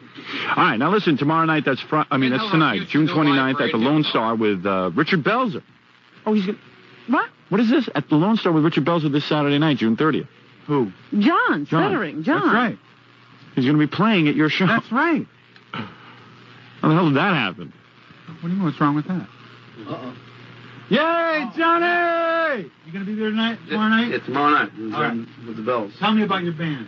It's a real good hard rock band. All right. What are you laughing at, Gilbert? Tonight it's at Woody's. What is that? Tonight it's at Woody's and tomorrow night with the Hey, what, Bells. you got a Woody? Oh! Tomorrow night. Would you let him finish talking? He was in the middle of a good stutter. I was going to say, He's actually hitting Gilbert. No, I was just saying, tonight I'm playing at Woody's in the Village, and then tomorrow night I'm playing with the Bells at Lone Star. All right. You gonna jam Bells or what, man? Yeah, I'll jam it. Right, yeah, that's what he needs. Finger in the door, But are you excited about this? And what record companies will be there tonight? There'll be quite a few, but I don't have Quite a few, I don't know that one. Tonight or tomorrow night? Tonight there'll be a lot of record companies. You want to do it in front of me? Well, you know. Like I might get a record deal. Imagine the record company comes down and gives Bells the record company. Would that Gives kill them the record John deal? or what? Yeah, that'd be great. Stand opening for me, though. That would be great. Record people come when I'm on. By the way, Gilbert will be appearing with 1910 Fruit Gum Company. I always like that. Anyway, see Scott the Engineer tonight and tomorrow night at Jib Lane's Rock and Bowl in Flushing. And if you need a mobile DJ, Hello call there, Jib Lane. 718-BAG Jib Lane, I 5040. cleaned the refrigerator and the floor for you, Mr. Gilbert, Jib Lane. that's it. That's it, Gilbert. I want a divorce. He's taking back his friendship. I'll see you tomorrow night, Howard, at the Lone I will Star. also prove Caroline something. 16th, 17th. I will prove something. What will you prove? And Darien Dinner Theater in Darien, Connecticut, the 23rd. I got a headache from Gilbert. Child. All right. Yes, what are you going to prove? I have a... A large penis. Oh! I'll play the Chrissy Hind record. Who cares? No. Why not? No, Why he not? shouldn't appear on the Play it show. backwards and see what it really says. Save the cows, save the cows, save the cows, save the cows. Let's Don't see. burn down the trees, don't burn down the trees. Yeah. Play it backwards. Something will happen. Yeah. Save the spotted Elton John. Satan is God. Satan is God. Something like that. I'm sure. You going to play it backwards? No. I'm just going to play It's the a CD. We'll listen to it. We'll see what we think of it. And, hey, I'm a bigger person than she is. She don't want to come on. Hey, let I'm her a go. bigger person than she is. Right. Who cares? All right, Everything's okay. Hey, don't do Chico, because Chico is like part of the Reagan administration. it's very easy to do Chico dice marks, but Okay. All right. Trying to listen to John's show the other day. I couldn't handle it. What is his problem? I don't know. He has a radio show on after mine here in New York. I don't know what he does. He's on the air yelling at the listeners on the phone and calling them rat bastards, and it's kind of like. In fact, I've heard the show a lot lately. Yeah, me too. And he seems to just curse, and he thinks that's comedy. Yeah, I know. He's cursing every minute. He's like goddamn rat bastards and the F word all the time being bleeped. Yeah. He goes, "Hey, stop," and it'll beep. I don't know what he's doing. But it's kind of, I think, supposed to be like me, like when I yell at a listener, but he does it. He seems to get pissed off at him for no reason. He seems to just want to provoke them. See, it's always funnier to me when the audience is yelling at John. They usually are making a point. Yeah. No, but it was like, and this one guy was like, "Hey, John, man, lighten up." And John was just like, and he started screaming at him, "Your mother is a whore or something." What? I don't know. You got to listen to it. I heard him the other day, and he had this guy on, and the guy called in. I think he won some kind of a contest. He runs a contest. Fiona Apple contest. And so John said, "Sir, I really can't hear you. Could you speak up?" So the guy talks louder. He says, No, I still can't hear you. Are you on a cell phone? And the guy says, "Yeah." And he says, "Well, could you, maybe if you speak in a lower voice, I'll be able to hear." So the guy speaks lower and deepening his voice and deepening. And John thought that was really funny. He's just playing with the guy. And then he says, "Now, sir, would you write me a check for $5,000? Seems like you'll do anything." Oh, I see. A little punchline. Right. Yeah, I don't. That was a long way for me to go for no laugh at all. I don't know. He yells at a lot of the callers, though. But he yells for no reason and starts screaming dirty words at them. Like bastard. He uses bastard a lot. Well, he doesn't know any other words. Yeah. I don't think. What's going on in your show, man? I mean, I'm trying to hear some music. Well, no offense. Howard, I talked for 2 minutes. I know. It just seems so long, though. Because it's me. You don't like me, so you don't. No, I like you. You're a good guy. I don't understand why. It sounds like you're trying to sort of be like this me. Like no, I think you're trying to take a certain element of what I do. No, that's not true. No offense. It's so hard to do anything that's not going to be what you do. So but I really don't consciously try and do what you do. No, I'm not. Believe me, you're not doing what I do. I'm saying I don't consciously say, let me. Why can't you just kind of get on and then play the music? And why do you always wind up yelling at people? Why do you have to say No, stuff? a guy called me up and called me a schmuck, a stuttering schmuck a few times. So then I defended myself like any normal human being would do. I mean, if you know. It just was like a lot of like, "Hey, you rap," and the guy was obviously kidding with you. That's the one you're talking about. That's what I heard. Yeah, that's what. I didn't know he was kidding until the end. Oh, come on. The guy was obviously just kidding around with you. You could have lightened up. Yeah, but then I was kidding with him. It wasn't serious. Really? It just was. At first, I thought he was. When he was calling me a schmuck, I got pissed off. John has his bits and calls on tape. I should play some of them. Yeah, I mean, you really should get them. I got to get the one where he was yelling at this guy. Do you have that on tape? Let me. I don't personally have them. I can see if I have them. It says here on my computer, John has his bits and calls on tape. Yeah, they're on cassette, but I bring them home every day. Oh, you air check this? Yeah. Oh, all right. I don't know, man. It's just because you really ought to run through a few of them. Yeah. I mean, they're amazing. Yeah, why don't you bring your tapes in? We want to run through some of your bits. We want to critique it. No, I just said like I'm at the gym and I'm trying to exercise, and then you come on. Because what I do is I listen and I hear beep, beep. I go, "Oh, John's doing another bit." Right. Beep. That's what you hear. Beep. What are you trying to do? You trying to beep out the F word? Yeah, I bleep out some of the F words. I did that for a while. Yeah, see, I don't know that. I mean, you didn't know that? I mean, how would I know? I kind of grew tired of it. I'm sure I will after a while. Like you do it once or twice and it's enough. I think people get the idea. Yeah, I don't do it all the time. You did it as many times as Howard did it in one phone call. Right. Maybe. Because you can tell he's like impressed he had a new idea. Yeah. But that's all right. Hey, it's just me that you were yelling at this guy for like 12 minutes, it seemed like. And I was just like, it was pretty funny. Was it really? I thought it was. All right. Maybe it rubbed me the wrong way. I think whatever I do is going to rub you the wrong way. No. I don't get it. You know what I mean? Well, I heard the one talk lower, talk lower, talk lower. That was funny. Irritated me. Oh, that was funny. The guy was going, "Yes, could you please play?" And it was funny. It wasn't funny. So what is your shtick? Like you get like guys on the phone and goof on them? Because that's what I mostly hear. Like you get a lot of people. Sometimes people call and be obnoxious, and I be obnoxious back. And sometimes people call. You know what the really bad one is? Right. Where he pretends to be a priest. Oh. And, people will call in to make a phone request for a song. Yeah. And he'll go, "Yes, you have... the religious network. Let me hear that voice. The religious network. Yes, how can I help you? Oh, yes, how you doing? Well, I didn't know you did that. I never heard that one. Oh, man, that's a really Yeah, this is the Reverend Alderman. Can I please help you? experience any bestiality or anything like that. Something like that. Really? Well, I didn't realize you were doing stuff like that. That's funny. You know what? That's why I say you have to get a whole it's good stuff, but yeah, anything to you is bad. Devastating. No. You're an old woman. You're 48. What do you know about that? Daniel Baldwin's. Oh, you think it's an age thing? Yeah, she's 48. She's freaking over the edge there. You know what? There's a lot of young people showing off her living room in People magazine. Gotten to me. A lot of young people get his humor. I guess. Exactly. I'm Generation X. You sure are. Your generation, no humor is what you are. Okay. Whatever you say, Rob. Daniel Baldwin's on the phone. He wants to know if you're writing anymore. Yeah, okay. He wants to get in on that. Yes, can I help you? Look at you. Les, can I help you? You like some of my bits. You even said it on the air. Yeah, but I never told you I like that one, and you do that way too much. I do it once. I think they should limit you to one bit because I don't know, man. I tune in for about an hour a day, and I end up hearing 20 bits. No, that's I'm not telling you. Every other time, I'm on 3 times an hour. Why 3 though? Why not just once? then just have a robot in there. Well, no. I mean, you could be a little personality, but why you got to do all long bits? They're not long. Really? They seem long. And then the other thing that's really bad is when he starts trying to talk like a real person. Right. Yeah, he's trying to get real with the audience. And he's like, "Yeah, my baby's got diaper rash." I know, yeah. No, you were in there for that. That's funny. You were in there for that. No, you were talking about that yesterday on the radio. No, I was talking about my wedding. I wish he would just... that he's planning his wedding, and it's already $15,000 he's spending on his stupid wedding. Wow. It's costing me a fortune. It's great to hear that stuff. Hey, you know, Howard, It's a telethon, Howard. Whatever you it's say. It's a telethon. I had Jackie's wife on. She played her music. Oh, yeah? Great. All right, thanks, man. I just was wondering what you're up to, that's all.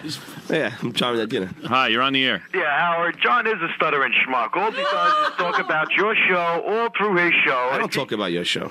What? I talk about Howard's show. If you weren't with Howard, you wouldn't have nothing to talk about all day, you schmuck. Yeah. See, this is the type of thing, this is where we get into this guy. This is the same guy, right? What? You're the guy who called. It's the same guy. See, so how would you respond to a guy calling you? All right. I mean, maybe I should just hang I'm up. the same guy 5 minutes ago who told you were good, you schmuck. Yeah. See, there you go. And Melrose Larry Green is funnier than you idiot. There you go, jackass. Hey, listen, John. Yeah. I just asked you one favor. I didn't want play-by-play of Robin and Dominic's basketball game, which you decided to do anyway. I didn't do that. You didn't? Not on the air, Well, no. I asked you not to, and I you didn't did do it that. anyway. I didn't do that. Well, Come on, say the F word. Yeah, but do it like how you do it on the air. Yell at the guy. Oh, you can't say the F word. Oh, you can't go like, "Hey, it has to you." be on tape, and then I go shut up like that. But I can't. Go ahead. That's funny. No, but I do that now. I can't do. I really would just curse and then just shut bleep it later. Up. Do it in the Reverend voice. That isn't what. But that isn't what. Do the Reverend to him. Yeah, do the Reverend. Do the Reverend voice. It's done when people don't know that it's me. Okay. The funny thing is they really think they got a They religious don't know network. it's you. Oh. No. Oh my God. and another thing, Howard. Hey, shut the. You know what, Howard? There'll be just as many calls as this guy saying, how good the show is. So, but all they're going to put is the negative 3 calls. I should know because they do it all the time. Okay. Yeah, but anyway, so how come at the end of Howard's show you get to talk during Howard's show? Dude, I don't design the station. That isn't me who does that. That isn't my concept. I don't you get in control of a microphone. All right. Yeah, see, and you know what? This guy likes me. All right, thanks. Yeah, I love you. I know you do. You call me every day, you jackass. Yeah, that's it to John. John, you jackass. That's right. The premiere. Like whatever words I use on the air. Oh yeah, that's right. So hey, jackass. That's right. Rat bastard. You invented jackass. I forgot. No. I didn't invent the word, you idiot. I gave you the freedom to use it. That's right. You did. That's right. You did it. And I'm not angry about. You think people said jackass on the radio Probably, 20 years ago? I don't think people did anything that. They didn't. They didn't do anything. But I'm your fan. Be yourself. I am myself. What do you? I am myself. You sound forced, is what I'm saying. I'm not. When you're yelling at the listeners, you sound like you're trying to compact into 2 minutes. That's what you were going to say because you. John, do you think that I'm a good critic of radio? No, not for me. Not for you. Never for me. Okay. Because you are only going to accept me as a guy who came in here at 22 years old and got your coffee, and it'll never change. Hey, forgive me. I'll never try and help you again. How old Show's are you great. now, by the way? How old are you? 31. Okay. That's what we thought. It just, Isn't he passing himself off as he's passing himself as a young intern? Yeah. No, I'm not. That's what I was, and I don't expect you to like anything I do. No, I like a lot of things you do. I like when you go out and ask questions. Yeah, of course, because that's something that you did. Right. Yeah. So of course, I'm sorry. I don't think it's funny when you yell at the listeners. It's like if your daughter did radio. Yeah. I'm telling you, you would have such a problem because. No, I wouldn't. Yes, you would because you. John, if I tell you something's not funny, you think I'm telling you because I can't accept anything? Didn't I tell you some of your stuff was funny? No. I never told you anything you did was funny. Not outside of something that I did that you had put me out to do. What? Okay. You know what? Actually, I heard the bit. It was funny. It was very funny the way you yelled at the guy. It didn't go on too long at all. I thought it was very funny. I must be mistaken. I'm jealous of you. That's why I'm That's telling not you. what I'm saying you All are. right, I'm saying you thank just can't accept me as anything but, all right. a kid. Okay, whatever. All right. Whatever. Sluggo's probably younger than you. I hear his show every day. No, I he's love not. it. He's the same age as me. I love his show. Of course you do, because he's not me. What? Why would I feel that way? I watched Mitch Fatal on Letterman. I thought he was hysterical. He was my but you didn't intern. think he was funny when he was here. He didn't tell any jokes. He never said Yes, anything he did. funny. Yes, he did. Oh, get out of here. Yes, he did. That's he never the point. did. Mitch never once walked up to me and told me a joke. That's not true. It's not true. What are you talking about? You telling me that I can't appreciate something you do that's funny?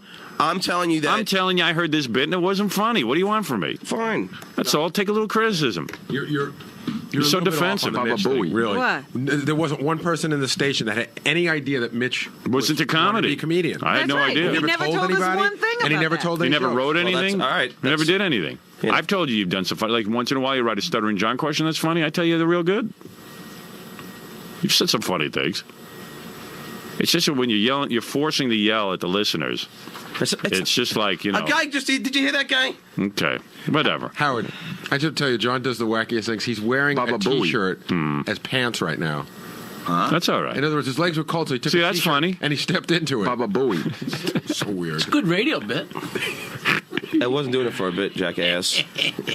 Oh, now you're cursing at me. Yeah.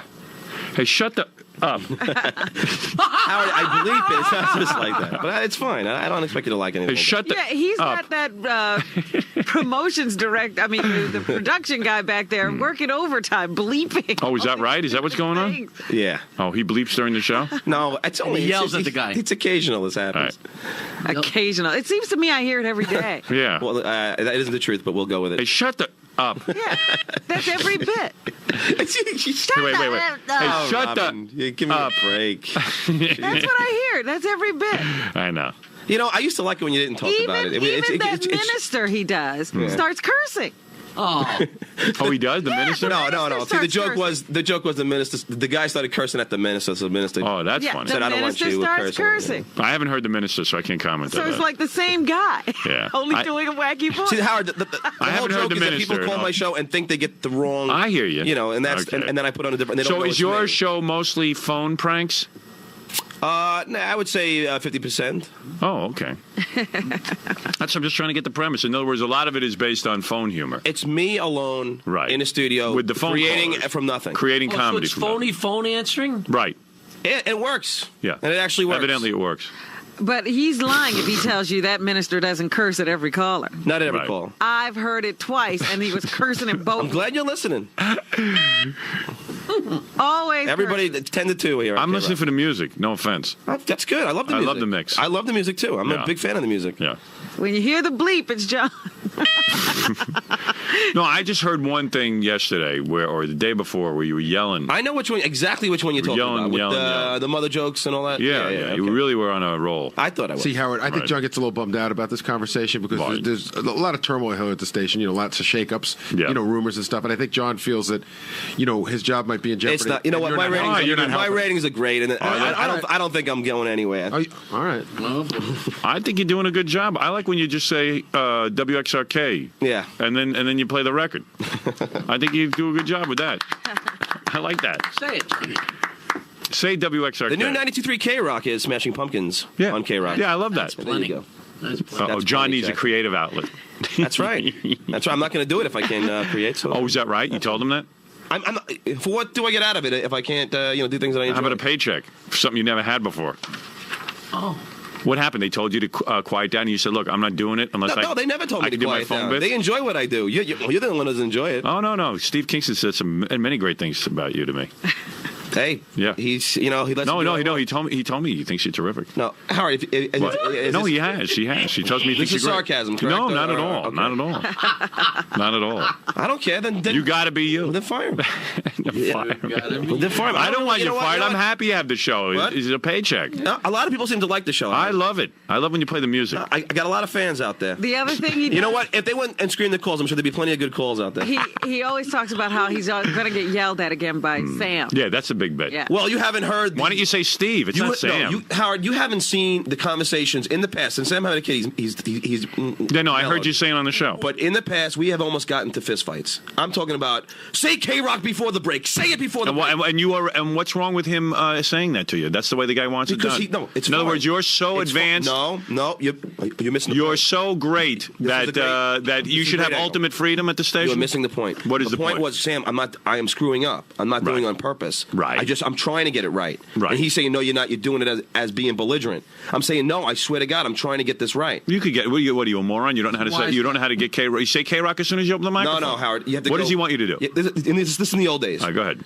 How you doing? This is the new 92.3 K-Rock. This is Smashing Pumpkins on K-Rock. Okay. So you have to say before and after, and sometimes I would go, hey, this is the new 92.3 K-Rock. Is Smashing Pumpkins. And you're not smart enough to say K-Rock after that? No, most of the time I get it, and sometimes I wouldn't, and then he would get it. He was right. In other words, it didn't matter that much to you. It was my first week of you were being radio. belligerent. Be honest for 1 minute. I swear on my life, it wasn't at a belligerent. In other words, if the guy had said to you, well, listen, I'm hiring you. You didn't know Sam. You didn't work. You didn't have the security working with me and all that. Yeah. And all of a sudden, they said, listen, you can have this job. Yeah. But you got to say K-Rock twice every time. I guarantee you would have gotten it right. Howard, I tried. I guarantee you would have gotten it right. And the other argument that we used to have... You didn't deem it that important. The other argument that we used to have in the past was, when I would screw up, I could play the wrong song or I'd have dead air. He would go, it's not funny anymore. Get it right. I'm like, Sam, it was my first 2 weeks. I'm like, I'm trying to get it right, but it was very difficult to learn the board in 2 weeks. So I would screw up, and then he would yell at me, and then we'd get into arguments about it. It wasn't me trying to be belligerent, but you would, probably... So what is he supposed to do? John, take another month to learn the board? No, let me take a little time. Now the board's much smoother. I don't know if you've noticed, but now it's fine. I don't have a problem with any of it. I think the show's terrific. It's fine. You don't want me to critique, so I won't. I'm not opening my mouth. I just think that you're a little biased in this area. Okay, I see. All right. Well, what do I know? You know what? Sometimes I listen to radio. I could be wrong. Maybe this is real cutting edge. I'm not saying it's cutting edge. I'm saying it's all right. I didn't know. I was just saying I didn't get the bit the other day. Why are you yelling at everybody? But the guy's calling me a stuttering schmuck. What do you want me to do? He didn't do it in all seriousness. He did it 3 times. Nah, he was a goof. Just now you could tell he was kidding. Yeah, exactly. I couldn't tell he was kidding at first. Jimmy, you're on the air. Yeah, how you doing? I'm so glad you're doing this. I think you should keep doing this. How old are you, Jimmy?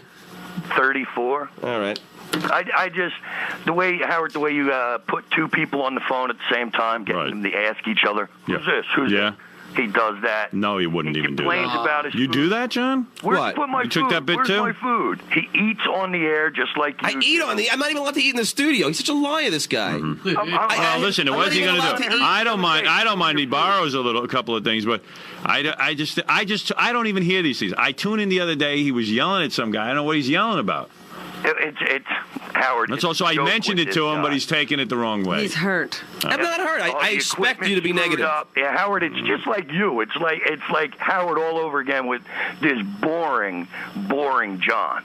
Right. Well, thank you very much, sir. It's gotten to the point it's ridiculous. Thank you. I really appreciate it. I really appreciate this, sir. Well, come on, John. I mean, give me a break. When your show first came on, the first thing you said was, "Oh, I don't know if you were listening to Howard this morning." Are you kidding me? That's something that they would. There's nothing wrong with that. I was told to do that, by the way, Howard, and that's something that they wanted to find. You have a listener that wasn't listening to Howard. Is that what you're trying to say, John? No, it was trying to cross over and give it. Wait! Hey! Shut the up. Yeah, shut the up. There you go, Jimmy. All right, thank you, Jimmy. Go home and beat your wife now, Jimmy. Hey, Howard. There you go. That's what he does. That's what he does with the listeners. Go home and beat your wife. Hey, Howard. Yeah. This plays. F plays. F plays. Thank you. That was very original, Jimmy. Yeah. Oh, and you are. Yeah, that's right. I am, Jim. I am. Kill me. That's right. You know what you should try, John? A little more stuttering. Oh, okay. I'll try it and add that, okay? All right, Jimmy. You know, like WR. See, he can't even get the call letters right. You're right. All right, I don't stutter like schmuck. you do. See, and then we just with the schmuck, and it's just, I don't know. It just seems it's angry. It is angry. I'm angry at this guy. Yeah, but it can I feel angry or it seems forced? It's forced. Yesterday he plays a song, he screws up the beginning of the song. Yeah, that's because they didn't have the song number on there for me. It's John. To me, it just seemed like you had to work the word schmuck and jackass in at least 7 times. You know what I mean? I'm a hostile man. I'm a very angry man. All right. I am angry. Doing it for how long now? What are you so angry about? A lot of things. What, you're angry because you get to play records? No, I'm not. I don't have no problem playing records. What are you trying to make? So what are you angry about? A guy like this gets me angry. I'm sorry. It's a natural reaction. But you don't have to put them on the air since they're on since tape. you tape them, why do you put them on? Some of it because some of it becomes funny. Because you think it's funny. I was telling you it wasn't funny. That's right. We disagree. All right. Is that okay? We disagree on like a lot of things. All right. I just thought maybe you're interested in someone's opinion, but clearly you're not. Sam's opinion's no good. Mine's no good. Sam, I'm fine with Sam. And Howard, just that you are very biased when it comes to me. I am not. I was in my gym listening to the bit. Get biased because of you. Because what did I do to you? You have obviously proven yourself in radio. You're the I'm the best guy who man put in him radio. on the air. I gave him a career. I believed in him. He was an intern. And I'm biased against him? Why am I the enemy? Anything outside of this show? That's not true. We used to do a TV show. It was horrible. I agree. It was not bad. It was horrible. I agree. You want me to tell you it was good? I'll give you. I'll be like every other person and tell you it was a horrible show. You were horrible on. Everyone was horrible. I agree. Then you would go on Conan and you'd play tapes of your Conan. I was good doing on. interviews. Conan, I was good on. No, you were playing our tapes from our Channel 9 show. No, but even just the interview segments, I was good on. You played the tapes of the Channel 9 show. I said, don't play the Channel 9 show anymore. That wasn't my idea, but okay. And it wasn't your idea. You didn't ask me. You didn't ask me. No, I came to you with all. Oh, here we go. I did. For some reason, I'm the guy on the show. Go on and do your thing. So I'm the bad guy because I told him don't play the Channel 9 I didn't say you're the bad guy. I didn't say you're the bad guy. Yeah, you just said I'm jealous. What am I again of you? I never said. What am I of you? I'm not a fair judge of you. No, you. I'm telling you, I heard something the other day. It wasn't funny. Okay, that's your opinion. Why would I be biased? That wasn't making me laugh. Because you could only accept me in a certain way, and if you're going to deny that, your TV show I saw was horrible. I agree. Okay, Wings was great. You didn't like it. I didn't see Wings. I told you I never saw it. I haven't seen it to this day. Why are you saying I didn't like it? I was pissed off because NBC, I didn't want them using my name in the promotion. And they didn't. No, I had that in the contract. So what are you holding? You still wouldn't talk about it. You talk about everything everybody else Why does. would I talk about it? I felt that I was used. They called me every week to be on Wings. I said, I don't want to be on Wings.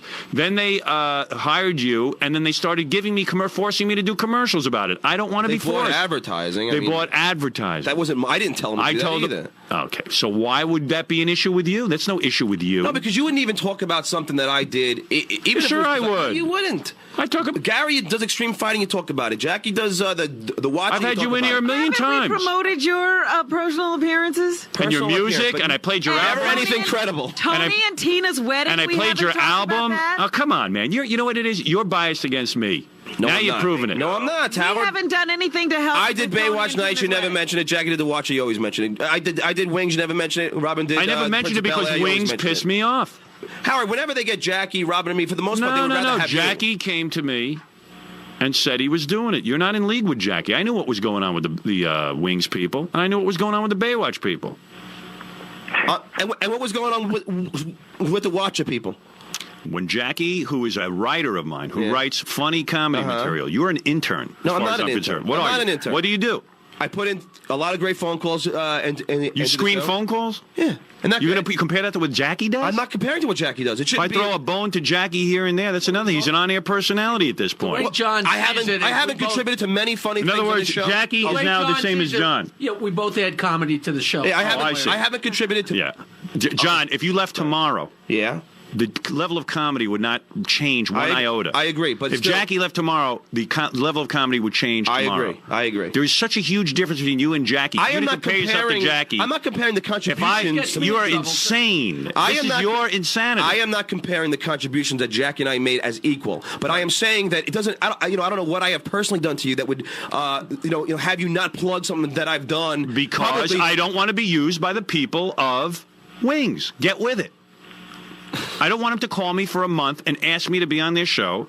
And then when they can't get me, they get Stuttering John. Yeah. They take Stuttering John and they say to me, now promote John's appearance. They call my agent and tell me we have to promote Stuttering John. They call the radio station now and say they try to force me through advertising to promote Stuttering John on Wings. I don't want to be associated with Wings. I don't want to be associated with Wings, period. But I'm saying you wouldn't. So what I did was I did something incredibly nice for you. I said, John, you can go do Wings. I know. I just can't promote it. I don't want to get caught up in their crap. I don't want to be used this way.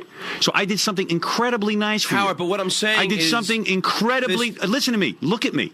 I did something incredibly nice for you. Not mean to you. Nice for you. I let you, instead of Gorilla... I could have easily had Gorilla do Wings. I could have had anybody do Wings. Mm-hmm. All I have to do is give the word that I'll promote it. Do you understand that you on Wings was meaningless? That it was an issue between me and Wings, to me. and I allowed you to go do it anyway because I wanted you to get a paycheck? Do you understand that? Howard, I understand that. Do you understand that? Howard. Tony and Tina. No, he doesn't. Do you understand why I promoted Tony and Tina's wedding? You came to me. You were doing Tony and Tina's wedding. I allowed that to be promoted over my air. Why did I do that? We did more than promote it. We had them on. Oh, yeah. We had him read. We had please. It was good for everybody concerned. Oh, so so when I talk about it, it's good for everyone concerned, and when I don't talk about it, Howard, it's not good. What I'm saying is, I appreciate you letting me do You this are first. an ingrate. I've always been wise to you, and now I'm even wiser to you. Now it comes out. I am so wise to you. There you go. When you promoted your book and you told me you didn't have a book, you know, Howard, you're an ingrate. Gary, come in here as my witness. That was never my. From now on, you will never be mentioned on this show again. Fine, because Tony and Tina's wedding will not be mentioned. Anything you do will not be mentioned. Your record album, anything. Fine. I never. All I'm saying is that when I do something, and when Kingston comes to me and says I'm taking John off the air, and I go behind the scenes and say, "Hey, give him a break," and you don't know about it because I don't want to hurt your feelings. From now on, you're on your own. If that happens, see how long you last. If that happens, we'll see, Big Shot. Now you're on your own. Howard, I'm just saying. Goodbye. Goodbye. Of course. Goodbye. Goodbye. Goodbye. Goodbye. I don't like you ever. Is that it? No, I am just saying. This is the stuttering John I know and love. I know. The I'm ingrate. always screaming at him to just calm down. I am just saying that it just seems to me if Gary does extreme fighting, you talk about it. When I do something, you don't want to talk about it. Did I talk about Tony and Tina's wedding? You don't remember the things we talk about. Yeah. Do I talk about your album when you were desperate to get promotion for your album? Did I talk about it? Did I play your album on the air? How did he get the radio job? Oh, I wonder how. How do you think he kept the radio job? Don't think 3 months ago I didn't have a conversation with Kingston about John's performance. I'm sure they. I said, hang in there with the guy. Let him develop a little bit. Maybe he'll be good. He said he's got the name from the show. Maybe something will happen. You were gone 3 months ago, you idiot. I think you're the only reason he's still on the air. Well, it doesn't matter to me anymore. I hear the guy's attitude. He's belligerent. Belligerence. It all came my through. attitude is I don't know why. All came through. Look, even with the freaking through. California thing. I wonder if for some reason you have a problem with me. John, you smoked pot in front of me. So in did front Jackie. Of the, I don't care. Because Jackie's you not in the same league as me. smoked pot in front of me. Always Jackie. Jackie's different. Jackie. That's what I'm saying. Jackie, you know how I'm different? Jackie's different than you. But why? You know how the owner of this station pulls me into his office every day and schmoozes with me? You know why he doesn't do that with you? Because you're not me. Yes. And you're not Jackie. You will always be treated differently. Exactly. But I'm, which is what I don't. I don't No, want you're treated like John is treated, not like anybody else. Yeah. Why call You other think it's people's fair if names? me and Jackie smoke pot by a pool that Howard yells at me? And how do you know I didn't talk to Jackie about Give it? me a break. How is that fair? How do you know I didn't talk to Jackie about it? You don't even know. You don't even know anything about it. About how you talk to me about it. I don't want my intern smoking I'm not pot an intern. I'm and paid. getting. No, you're an intern. Yeah. You're my intern. You are my dog. I'm not your dog. Do you know what a dog is? I'm not your dog. That's what you are. You are my dog. Don't ever forget what you are. You're a pot-smoking dog. You're a pot-smoking dog who has to bring his wife every goddamn place he goes. He's got laundry bills for the baby coming out of, the show's budget. You know what you did. You know what you did, and you still don't know when it's wrong. You're worried. You're sitting and looking at Jackie. Look at yourself. No, I don't know why. What gave you this problem with me? Somewhere along the line, I don't have any problem you with have developed a distaste for me, and I don't know what I did. You are the one who has stated all the problems so far. You had a problem that I didn't announce your Wings special. I told you 100 times why I did it. I don't care what they did. I had a long history with them of them trying to boss me around. I will not be bossed around by Wings. Well, then I don't know. This has nothing to do with then I didn't you. know the history. I allowed you to do Wings. Somebody's got something against you. Why would you assume that? I have and done Baywatch nothing. too? I have done. Yep. I have done nothing. Baywatch calls me every week. I've read the letters on the air from Baywatch. Have you ever heard them? Please talk about John's show. No, that's not the case. This guy. John, I don't owe you a thing. I'm not saying you owe me anything. I have promoted. I have taken you and given you a career. No, again, I have no problem with you. You're the one with the complex. Absolutely right. Unbelievable complex. You wanted your record promoted? I promoted your record. You wanted your Tony and Tina? You're going to be an actor? I promoted your acting. Some things you promote and some things you don't. And that's right. Yeah. But you don't give him credit for any of that. Robin, I've said thanks to Howard so many times. No, I'm talking about right here on the air today. You just sat here. You on my record. You just I said thank you on anything I've done. I just said. It's you just said to me that I am against your career. No, I didn't say my career. I said you're against. You have a personal problem with me. I don't have any. You problem said everything I do outside of what you tell me to do. I don't think he told you that to he do doesn't Tony like. and So John, Tony I have to allow a Stuttering John book proposal because I have something against you. So I have to prove to you that I don't mention the book proposal. Well, I'm mentioning it. Yeah, I am mentioning the book proposal. So when you go around with the book proposal, that's because of you that I don't allow asked it. you first, and you said no. You didn't. I caught you. I caught you with your book proposal. You are rewriting history. I caught you. Robin, you were there when I asked him in his office. I thought that what happened was you were told no, but the wheels were already in motion. The wheels were done. I told the guy no. Gary, come in as my witness. The guy told me you stopped me. Stop me if I'm wrong. You told me you had stopped and you were still sending it around. No, I had stopped as soon as you. Your representative was doing it. I would be so stupid to you tell me no and still try and sell a book. Are you nuts? I see. I would never do that. I see. So what you're telling me is Gary knows the guy who did that. When I promote something you do, I'm a good guy. If I decide not to promote something you do, I'm a bad guy.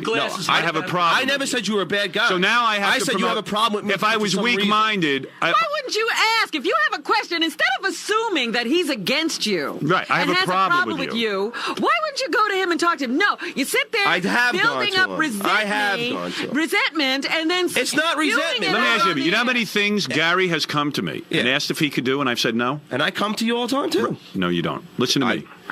Well, Gary does. Do you know how many things I have turned down Gary? Do you think I have something against Gary? Do you think I have something against Gary? No. No. Do I have something against you? I think that for some reason. I see. So in other words, when I turn down, I have something against you, but not Gary. Why do I turn things down that Gary wants to do? Gary had an opportunity to make about $15,000 the other day. Oh, did you hear the stink when they tried to do that Las Vegas thing? Remember that? Yeah. What do you think? Why do you think I have something against Gary? No. I have something in mind for me and my career and my show and the people who work with me. I agree.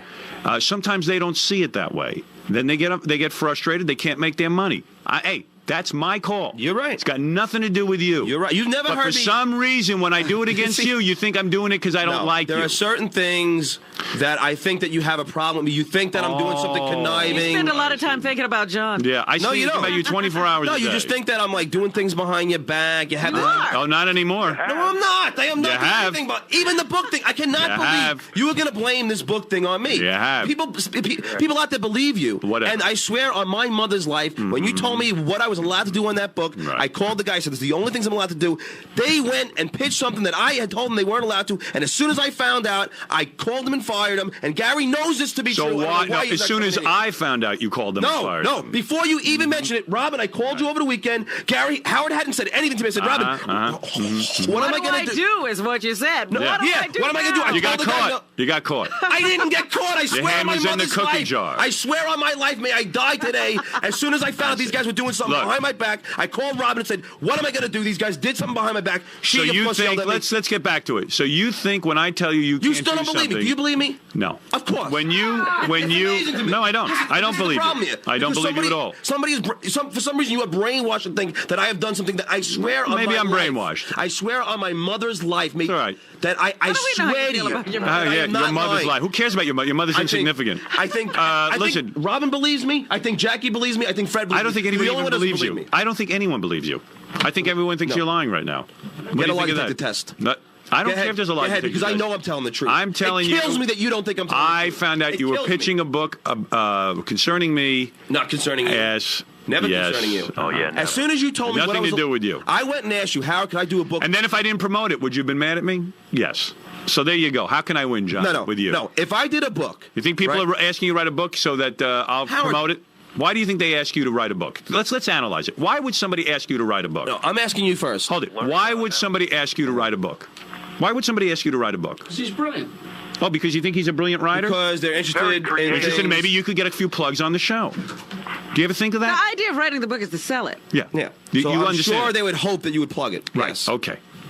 So now when I tell you I don't want to plug it because I don't want to have books coming out of the show like this, do you think that I should be allowed to do that? Do you think I have something against you? And Is that the reason? That's not what I'm talking about, though. I'm not talking about the book. When you told me what it was to do with the book, I told him no. Because I don't want a slew of 900 books being promoted. So then when I tell you I don't, so then you get your book deal, and then when I wouldn't promote it, would you go around saying Howard didn't promote it? He has something against me? No, I'm not allowed to pick and choose what you can promote on my show? I didn't say you couldn't. All right. So did we give you a shot with your record? Do you think we did? Did we give you a shot with your Tony and Tina's wedding? I didn't say you did. All right. So then when I decide not to promote Wings, does that mean I have something against you?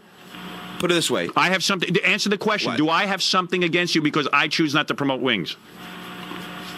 Let me ask you a question. Do I have something against you when I choose not to promote Wings? I think that... Do I have something against you? I've promoted your record. I've promoted your various plays. I've promoted certain things. Yeah, certain things you do and certain things you don't. Okay. But anything... Why do I do some things and don't do others? Why do you think that? Do you think I dislike you? Is that why? Yeah. You think I dislike yes, you? I do. You think so? In other words, promote anything? Why do I even have you here then? I think that you know I'm a good guy, but I think that that you still ever since this book thing or something, you think that I would do something. No. Why did I promote? Why do I promote your album? Why did I promote Tony and Tina's wedding? Why would he do anything? Why would I have you on my show? Because I think with the Why would I go to Steve Kingston and tell him to keep you here? Why would I do that? I think that because I don't like you. I don't think you're a bad guy. I haven't said once that I think that you're a bad guy. I see. So when I didn't promote Wings, I'm a bad guy. No, I didn't say you were a bad guy. I don't like you. Is that what it is? I think that I didn't promote Wings because I don't like you. You can agree with me on this. I think that there is something about me on this show that you have a problem with. I have no problem. How would I agree with you? You're a paranoid, hallucinatory person. And what have I always told you? You're out of your mind. You're out of your freaking mind. There you go. You smoke too goddamn much pot. That I don't understand. Of course not. I don't either. I just don't get. I'm sorry. I drive a truck for a living, and I can't just go around spurting out that I smoke pot. And it amazes me this guy can get on the radio like it's no big deal. I don't even mind that he smokes pot. I've smoked pot. Don't go with me to a hotel. He finally gets to go on a road trip. Finally, we always go on road trips. He brings 900 people. He's billing all kind of crap to the room. I'm standing around. People are coming up with $500, $600, $700 bills for me to sign. Well, baby. He's got 87 visitors. Howard, straighten out your business. Howard, don't do it around me. You want to go on vacation? Go on vacation. It was $400, and most of it was everybody on the show. John, when I take you for a working trip. Most of it was everybody on the show. Anything that wasn't I paid for. When I take it wasn't mostly everyone on the show. Yes, didn't have. Do you think Jackie had a higher bill than you? No, I'm talking about that bill that day was everybody's food and everybody's drink. I didn't but who was everybody? You, Ralph, me, Jackie, Nancy. I paid my own bill. Howard, it was all together. I'm telling you, I have your sandwich on the bill. I have it at home. Yeah, and what about the 7 friends that were with you? They didn't eat anything. When you come to visit, when you come to visit California, go do whatever you want. When you come with me on a business trip where you're supposed to be working, come by yourself. Sit like by the I pool. always have. If you get some free time, sit by the pool, enjoy it. Like I always have. You want to have a friend over? Have a friend over. Or have the friend somewhere else. Right. Why have it where Howard has to relax?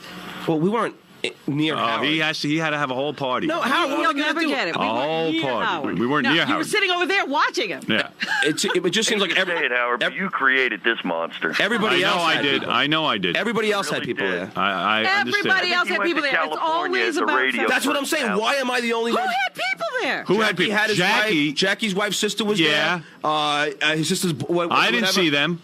Yes, you did. I saw Jackie. My wife's sister stopped by for about 20 minutes. My wife was out there because she did a TV show. We had reasons. Yeah.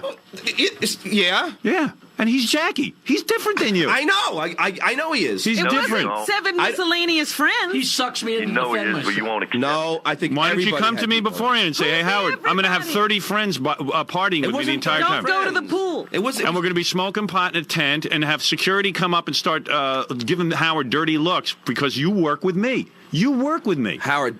You're one of my interns. I'm not an intern. He's You're one of my interns. For you. He's a radio personality. You're like a little boy. Sir. Thank you. You had a chance to prove yourself for once. Howard, I've been on so many trips and we've never had a problem. One time you didn't like something I did. You know why? Because you always stayed at someplace else. Right. That's not Which true. will always happen. First of all, you're never going on another trip with me again. Fine. That's number one. Fine. You proved yourself. You're worthless. I'll tell you why. It's because now he goes to California and he has a radio show back in New York. Right. So now he's somebody. He's somebody. Do you really think I would be that way? Yes, absolutely. Absolutely. It's so not me. You got your promotional vehicle. It's so not me, Howard. Right. Write a book. It's so not me. That's right. Write a book and not put. Hey, let me ask you something. What do you do? What do you do for a living? He drives a truck. Okay. Do you bring your pals to work? What do you do? You load up the truck with 900 guys? No. And your Howard. wife? And you charge the company for their lunch? We were off when I had my pals And then do you charge to your room all your bills to your company? What would your boss do as a truck driver? I'd be looking for another job. If there were about 8 friends in the truck with you, and then you stopped off at even a Howard Johnson's, and then you said, "Hey, since you guys are with me in the truck, what the hell? I'll charge it to my business. Give it to me. I'll sign. My boss will pay for this." So tell me something. What kind of reaction would you get? I would be looking for another job. Howard, I was Thank off. You. I'll tell you something. John, you have never had a real job. I was Wait off till the when day my you friends have came. to get one. I've driven a truck. He was off. yeah. There's no off when we're on a road trip. What do you mean there's no off? As soon as the show is over, we're off. No, we're not off. We're out working. Oh, really? You should have been out. Well, then why? You should have been out asking celebrities questions if you wanted to make use of your time. But you were too busy socializing for us to get a hold of it. Right. Go out and do something special. Bring back a special report. I've been out there to L.A. on my own business, and I've done questions for you. Thank you very much. Thank you very much. Thank you. It's ridiculous. See so when I say to the guy, "Hey, you did a bit on the radio today. Wasn't that funny?" He goes, "Oh, you have something against me." No. Two different subjects. All right. That's just you not, I don't think that, that you I've been here since I was a kid. I don't think you can see me as an adult. I see. That's so it's my fault again. I can't see you as an adult. It's not your fault. It's just that's how it's impossible. I see you as a child. You are the short-sighted. If you watch, you are the short-sighted. If I watch Gary acting, if I watch Robin acting, it's hard to get used to Robin acting because I know her so well. That's what I'm saying. What happened? What happened? That's your problem. I don't have that problem with you. Well, but do you know that Jackie Martling started here? Yeah. He worked for free. Yeah. We didn't pay his parking. So did I. Listen. Okay. Why could I then why a year later could I make Jackie a full-time staffer and hire him? Because I saw him as an intern when he first started. So why would I now all of a sudden see him indifferently? Because what? Because I have a problem with him because he worked for free? What are you talking about? I'm saying he started the same way you do. How come he's a full? Grow. He's blowing your argument to crap. That's you're telling me that a guy who comes here and works for free when Jackie can't be does his stuff outside the show, you goof on him. Oh, so what's wrong with that? Because I don't think that you can accept Jackie as a What? I can't accept Jackie as what? If Jackie a full-time employee here? If Jackie goes out and does and does something right. We goof on him. Yeah. You know what I mean? We all Howard does. Yeah. No, all right. No, I think we all do. No, you chime in. Yeah. Okay, Howard goofs on him. Doesn't really make a difference. Right. But when he does stuff for here, he's great. But when he does stuff out there, then we goof on him. What I'm saying is that when I do something outside of the show, it's more of a target to goof on. John, your argument has holes in it again. When Jackie, it's exactly the same. When Jackie does something that Howard doesn't think is good for his career or good for the show, Howard rips him a new a-hole. That's right.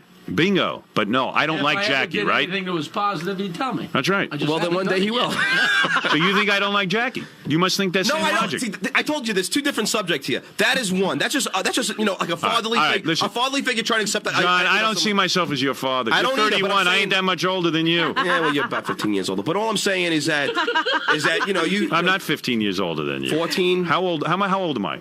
44? I'm 43. Oh, okay. All right. So how much? Listen, John. John, you as the revolutionary young man is not flying anymore. You're 31 years old. You got a wife and a kid. Well, whatever. I'm just saying that you're not all that. You're not all that hip. I don't think you would accept. You're over the hill. All right. But that's your thinking. But then the other thing is, no one sees you as a kid. No, John, you've tried to do things outside of the show. They haven't worked out. No, some have been really good. Okay. The TV show was great. Wings was terrific. Everyone's still talking about it. They've never seen acting. In fact, they're talking about developing a sitcom for you out on the coast. I just talked to you about it. Good. Yeah. Do whatever you want from now on. Just don't ask me to promote it. And I don't stay ask you away to promote from me. Stay away from me because now I don't like you. When have I asked you to? That's all right. I don't ask you to promote. All right. Goodbye. Goodbye. Have I? Goodbye. Did I come up to you and say, please promote Wings? I'll see you. You just told me I've got an agenda against you because I didn't promote wings. No, ever since this book. Sorry, I have a career. I'm doing something behind your back? I have a career that I am not going to allow you to rule. Let me ask you. If I don't want to question. promote wings for my reasons, let me ask you one I'm question. not gonna. Let me ask you one question. And there's lots of things I don't promote of other people around here. Ask Gary. I don't let him do a lot of stuff. Could I ask you one question? Because I don't want to be involved with it in even a peripheral way. Could I ask you a question? And it has nothing to do with whether I like Gary or not. Did I ask you to promote wings? Yes. No, I did yes, not ask you. I never Through Gary. asked you. I never asked you to promote wings. Thank you. All right, you're done now. You're done. I've heard all your arguments. They're weak. Go ahead. Yeah, of Goodbye. course. Go back and sit there and smoke pot. Goodbye. Smoke pot. Goodbye. Because you're paranoid. Go ahead. Leave. Howard, you're out. You're out. In this room who's not paranoid. Goodbye. You're out. You're out of the room. All right. We played your game. All right, so let me ask you a question. I heard your arguments. They were weak. Oh, yeah? So let me ask you a question. You're a weak arguer. Oh, I don't think so. All right, whatever. It doesn't matter because he doesn't listen to you. I listen to everything you say. Your problem in life is, and this is why you won't succeed. Okay. You don't listen to people. I am listening to you. And all I'm saying is it not true that you still do not believe me on this book thing? That's correct. Exactly. That is correct. And since you don't believe me on this book thing, you think that I am a conniving guy because you think I did something behind your back. No, I don't. I think it was one instance. Wings had nothing to do with that. No, but I'm saying... Wings, listen to me carefully. Wings had nothing to do with it. All right, but did the book thing leave a bad taste in your mouth? Yes. See, and even though I tell you the truth, it still to this day leaves Wouldn't a bad taste affect any of my future decisions. Well, it left a bad taste in my mouth, but if I tell you I haven't thought about it until you just brought it up right now, I would You always bring it up. You brought it up when you called me at home about the LA thing. You brought it up. No, I didn't. You did too. I only think about it when you screw up. Exactly. That's right. But it's a laundry list of things that you do. I'm asking you to believe me and realize I would never do something like that. Good. But I wouldn't do it. Listen to me. I don't care about that. Don't tell me that I have something against you when I don't promote wings. I don't have to promote anything. I know you don't. There are some things I will promote, and there's some things I won't. The things that impact my career, I will not promote. Now, whether you understand that or not, I don't care. But if you're going to tell me I have something against you, you must be high on drugs. If there's anybody, your parents have done less for you than I have. Howard, goodbye. Now you're done. Fine. Now you're done. I know you've done things Leave for me. But all I'm saying, dismissing you. All right, but let me just ask you a question. I want you out of here. All I'm saying is that this whole book thing, you obviously I told you I don't care about the book thing. Robin, he does. You know he does because you bring it up I every time told you I don't believe you, but I don't care. I would have fired you if it really bothered me. Well, you know what? All I'm just trying to say is, Howard, I'm not lying to you. The truth. Gary, call the police. I can't get this intruder out of here. I don't know why Gary hasn't come in because Gary knows the guy who did the thing, and the guy's told him that wasn't my fault. All right. Goodbye. Goodbye. Howard, God bless you. Here come the police. Here come the police to please, Gary, get the police. He won't leave me. Leave my side. John keeps yelling for me to come in. I'm not coming down on you. I don't know. You told me all I know is what you told me. Well, the guy told me that he told you. I don't have inside information. In other words, John came to me and told me. Right. And I called you that weekend. I don't care about the book. Before he even said anything, I called you and said, yeah, this is what happened. Put it behind you. I'm telling you, Gary, is there not a million times a week that I've turned down things that you are not allowed to promote? Or variously not even do? Right, no, absolutely. Various things I have told you cannot do. Yeah, and we've is that true? And we've sort of gotten to the point, I feel, for me, that there are things that I turn down that you don't know about. That you understand. Howard, John hasn't figured it out. You have developed this paranoia in me. There are things that I have. Paranoia. I've developed a paranoia. There are things that I haven't been invited to. I'm always the cutoff. What haven't you been invited to? I played cards the other night. Who do I invite? I invite John. It was very nice. What are you not invited to? What I don't invite you to? It's just whatever. What are you not invited to? What slight have you suffered? What have you not been invited to? I just think that I'm the cutoff. What have you not been invited to? John's upset because when you say things like the inner circle or the guys and stuff, you say, what has he not been invited to? Give me a specific. That I'm not sure. What is it, John? Let's hear what you've been sliding. I know that his big thing is like if we talk about going to scores, when it gets it's like me, you, He's Jackie, always gone to every score. But then when you get to John, you go, I don't know about John. Right. There obviously is something he wasn't invited to. What weren't you invited to? It upset me a little bit. What was that? A certain party that you had that I wasn't invited to. What party? A certain party you had. I know what he's talking about. Oh, no, I would never invite you to that. Again, I was a cutoff man. Yeah. And no, you weren't. There were a lot of people cut off. If I invited you, I'd invite a lot of other people. It just, I guess it No, hurts. but I didn't want a business plan. That's John's point. John doesn't want to be seen as those other people. He thinks, I know who the other people If you compare me to Gorilla one more time, give me a freaking break. Gorilla was more important to me. Fine. This is what I mean.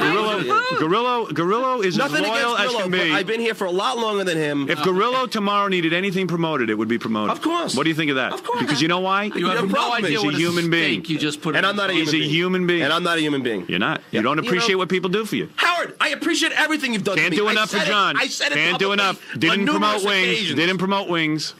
No, Which is I'm asking whatever you, John does, you got to promote. No, I'm asking you counting why. up what you do for everybody else and Right. what happens. But to what you. I've done for him doesn't count. There's no double standard. It's only in your head.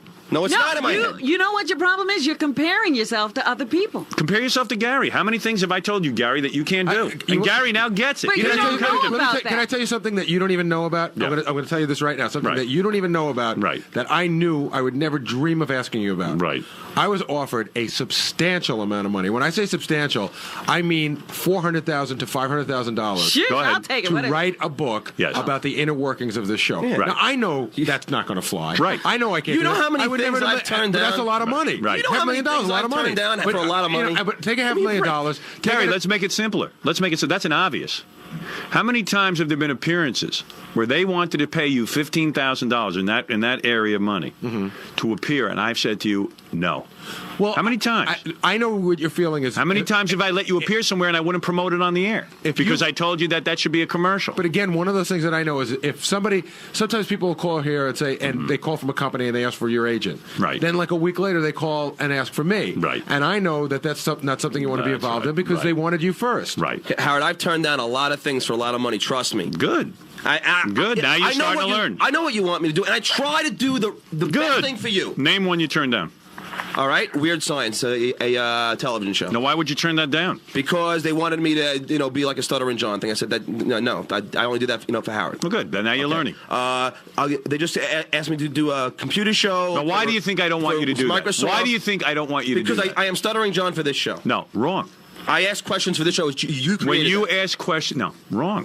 When you ask questions for this show, it's funny. It's funny. I don't want to water it down. Go ahead, Gary. Tell him what the answer is. I'll tell you this. No. Let me Gary tell you. What is the answer, Gary? When John asks questions for this show, they're written by you guys. Right. It's your material. Right. Now somebody who doesn't understand the show is going to write Stuttering John type questions that are not going to be funny. And then John goes on 20 shows. He's unfunny on every show. And then I go, you know what? I don't even want to use John. That's not true. That is the God's honest truth. No, I haven't been on 20 shows. No, I'm saying that there's a reason you haven't been on because I stop you. In fact, believe me, you would be. You don't even know what you're doing. I turned down so much stuff. You turned it down because I tell you to turn it down. I just turned down a Microsoft computer show. Why do you think you do it? $1,000 a week. Why do you do it? Because I said no. Why do you turn it down? Because it was going to be like a sexual reality. I go, you know what? Howard talks about sex all the time. I'm not going to do it. What? Well, that's stupid. I'll tell you something I just turned down. Yeah. I was asked to do a public service announcement that would have run on ABC television here in New York for a charity. Right. But my feeling is I'd rather save that. I don't want to be on television all the time. I'd rather save that for a charity that specifically I want to get involved with. You know, no, I mean, I here's like the reason you like turned it down. I'm going to working explain to you why you turned it down. I don't want to see Baba Booey. Right. The same way David Letterman's that guy he never has on, and Larry Bud Melman, ruined. If I see Baba Booey on a PSA looking like a douchebag, then Baba Booey is useless to me, and I got to fire a guy I like, a guy who I think is funny. And it changes the tone. And it's the same with John. If John is going out and doing some funny shtick here, then he goes on some late night show, which I wouldn't promote. The reason I didn't promote it is because John wasn't funny on it. I used to sit there and go, I hate him so much on this show. It is so unfunny. So did I. That it's going to ruin John for this show. I didn't like it either. Thank God nobody saw it. Yeah, so if you think that that's not having your best interest at heart, I agree. you're insane. Now, I'm done with you. I'm done with this discussion. You're finished. Goodbye. Fine. That's it. Actually, now you maybe understand. Howard, we actually have to be done because we have a guest waiting. Who's the guest? Crackhead Bob? But we have to get Crackhead Bob out before Pamela Lee comes. Oh, yeah, Pamela Lee's coming. Oh. All right. John, go back there and think about what I've said and see if you can't figure it out. He won't be able to figure it out. He only heard himself. No, I hear what you're saying, Howard, but I'm just saying, Yeah, here's the final word. Here's Melrose Larry Green. Hi, Larry. John, get a pencil out right now and a piece of paper. You need mood control drugs. He's been on them. I've been on them. It didn't work. What, you took Thorazine? I took everyone. Triphenobarbital, Dilantin. Really? Vicodin? Is this from experience, Larry? Yes. All right. Well, All right, then I don't the want to guy, take it if the you guy's took it. opening up to you. John, you need it. You need it badly because you're a good guy. I've had a lot of good times with you, John, but I know when you're not taking your medication. Thank you. Renee, go ahead. Oh, this is. No, I'm just letting people Yeah, talk. yeah, Go ahead. yeah, Yes, yeah. thank you. Go ahead. Totally. Yes, Renee. Hello. Well, there, you're lucked out. Renee's not there. Good. Hello, Renee? Too bad. She was a black woman who had a hard time finding a job. She wants to know what your problem is. Howard, well, I guess it just all comes down. I think. All right, we're going to take a break told you now. what it was. I've got to take a break, There's Robin. no way You haven't of forgiven convincing me you for that certain this things you is think not I've done. happening, so All right. who needs to talk to you anymore? Your arguments are weak. They're not There isn't a person who agrees with you. Of course not. Of course not. Of course not, because you're an ingrate. I told you Nothing has that. been done for you on this show. I've never said nothing's been done for me. Gary, have I ever said that nothing's been done for me? All right, we're going to take a break, and we'll be back right after these words. It's a joke. It's not a joke. Yes, it is. It's the truth. All right, now go back and be my dog. I'm not your dog. Go back and I'm not your go dog. back and do my bidding. All right. Hey, Hank the Dwarf is here, and he's dressed in for Halloween. He's dressed in his first costume as a Batman costume. All right. Hank, you want to come in here in a Batman costume? I heard he was so drunk yesterday. You know, He came in yesterday? well, yeah, he lives in Providence. Or Falls River. Falls River, that's where he lives. Mm-hmm. And he gets loaded every day. I mean, so loaded that it's beyond belief. And I guess he comes into Port Authority, and Doug goes to pick him up. And somehow Hank always manages to slip by Doug. I don't know. You can't find him. He's always like in the bathroom or something. You just can't. Oh, here he is. Here's Batman. Where do you pick him up? No, I mean, where do you meet him when he comes in from? Well, we always make plans to meet at a certain spot, but it never happens. Right. Port Authority usually. Find him. Yeah, you make a point to meet him. Well, I ended up getting to his house this time. God, I can smell the alcohol from here. Yeah, it's incredibly bad. Would you shave? Yeah. I like it when he doesn't shave. So the plan was as soon as Hank got in, he was going to call me. If I picked up the phone, obviously I'm home, and he would jump in a cab. If I wasn't home, the instructions Well, I did call you, but you weren't home. Right, and then the instructions were for you to wait for me because I'm on my way. So, of course, Well, you're supposed to be there when he gets off the bus. Well, the bus came in early, so I was running a few minutes late. I came in at 9:40. So he called your house and you left a message on the machine. Yeah, I did do that, yes. What happened? Where do you go? You just got in a cab? I got a cab and I went to his house because I got his address. The last time I was going to go to his house, I ended up coming here. Right. Because I had the wrong I live address. on West 75th. And you're blasted because you've been drinking on the bus the whole time, so you're probably loaded and you don't even know where you're going. Well, actually, I slept on the bus most of the time, but I did drink a little bit. You did? I live on West 75th. Last time he ended up on West 57, so he just swapped the numbers. Right. So he slept on the street. Right, Robin. So he shows up, and then what do you do with him? Like, does he drink at your house? Well, I always put him on the late bus, so I don't have to deal with him too much. Right. So we got in around 10 o'clock. Right. And then, because you must be tired. I mean, you get up early. Yeah. Yeah. All right. So 10 o'clock, he comes in. Uh-huh. So what happened? How did you meet up with him? Well, check this out. So I track him down. I asked the information booth if they saw, if they can remember seeing a dwarf. Right. So I said, have you seen a dwarf? I was going around asking cops. So finally, an information booth guy says, oh, yeah, I sent him up to the bathroom. He asked me where the bathroom was. Right. So I go to the bathroom in Port Authority. And look at Hank has a Halloween bag for getting candy, and he's got a big bottle of rum and coke. No. That's what's in his That's what's vodka in bag. Vodka and coke. So I run to the bathroom, and I'm in. It's like a huge bathroom. There's like 20 stalls, and the bottle's bigger than him. And like you notice, he gives you a cheers before he drinks. Cheers. He usually shakes this early, but he's not shaking. Right. He's in good mood. Yeah. Hey, he's Happy it's Halloween. Batman. got a nice buzz on already. I'm going to do all three Catwoman. You working Halloween? You got an appearance I'm anywhere? going to Toronto tomorrow. Are you? What are you doing up there? Actually, I'm leaving today. What are you doing in Toronto? I'm going to judge like a costume, Halloween costume. What are you getting paid for that?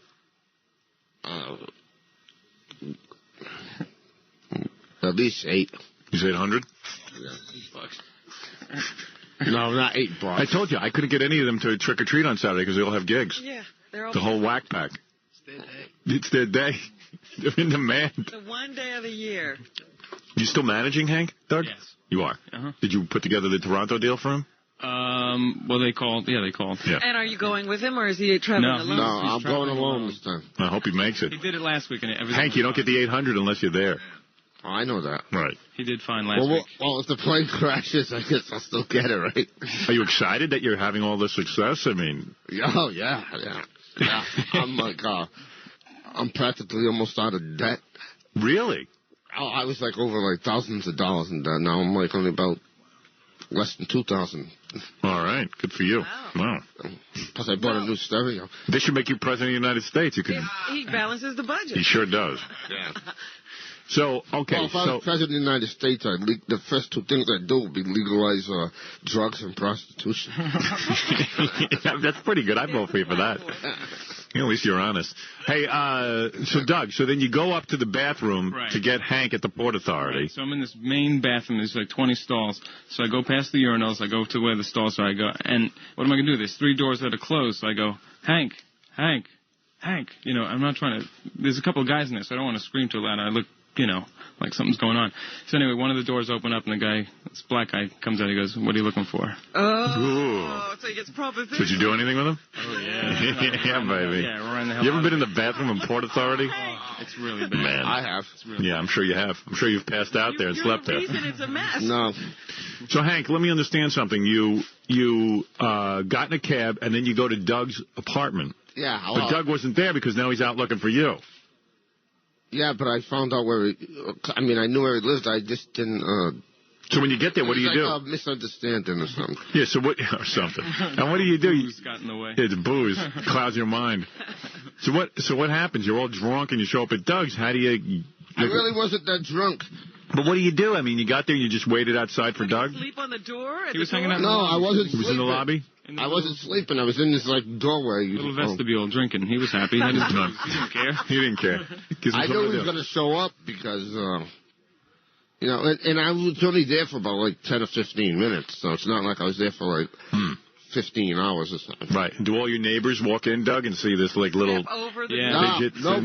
Nobody walked in. I don't care. My building's, it's all right. But I'm moving. Doug informed me the party's over because Doug's got a very beautiful girlfriend. They're moving in together to a nice building. And neither Doug's girlfriend nor the building is going to allow Hank to hang around. Oh, no. So how are you going to manage Hank?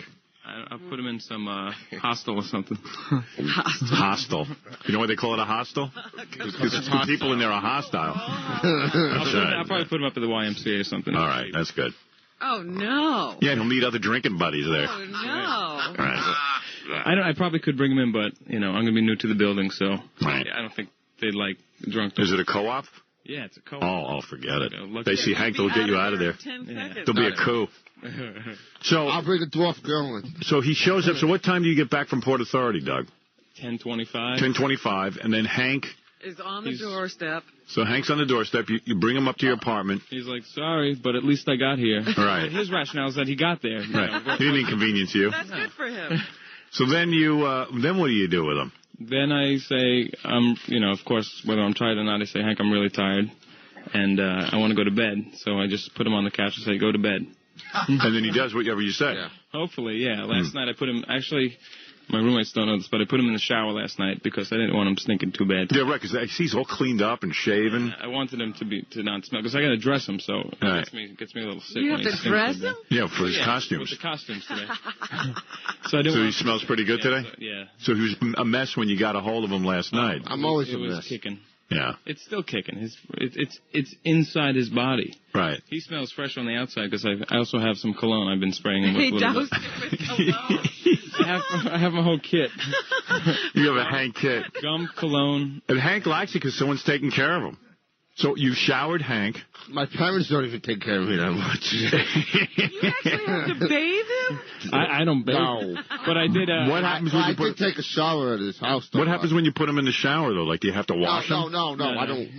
He can do it. He washes himself? Yeah, but I did have to go in towards the end of the shower because I heard the pipe squeaking. Yeah. And then I walked in and it was like it was nothing but a steam room in there because he couldn't figure out how to turn the water off. So I'm like, Hank, what's the matter? He goes, I can't figure out how to turn the water off. I don't know. I could do it in hotel rooms, and I can't do it in his house. And it's like the 4th time I've been to his house. First time he showered, though. Doug, do you have No, one of it's those not. showers that's like in a tub where he has Yeah. Can he get in and out? I don't look at that. Right. Was he Yeah, naked? no, I when, can get in. was he naked when you went in? Yeah, but I pushed the curtain so I didn't have to look at him. I don't want him to see me naked. I want to see him naked. I don't blame him. So then, I don't even want to see myself naked. so you, so then you took a shot, and then what did you shave and everything? Who shaved No, you? I shaved before I left Fall River. Okay, and then did you shampoo your hair and everything? Yeah, I did. You did that. Yeah, Did you I look- shampooed at his house too. You shampooed over there, and then so he comes out all squeaky clean, but he still stinks like alcohol. Yeah. That's Well, it's horrible. only because I drink.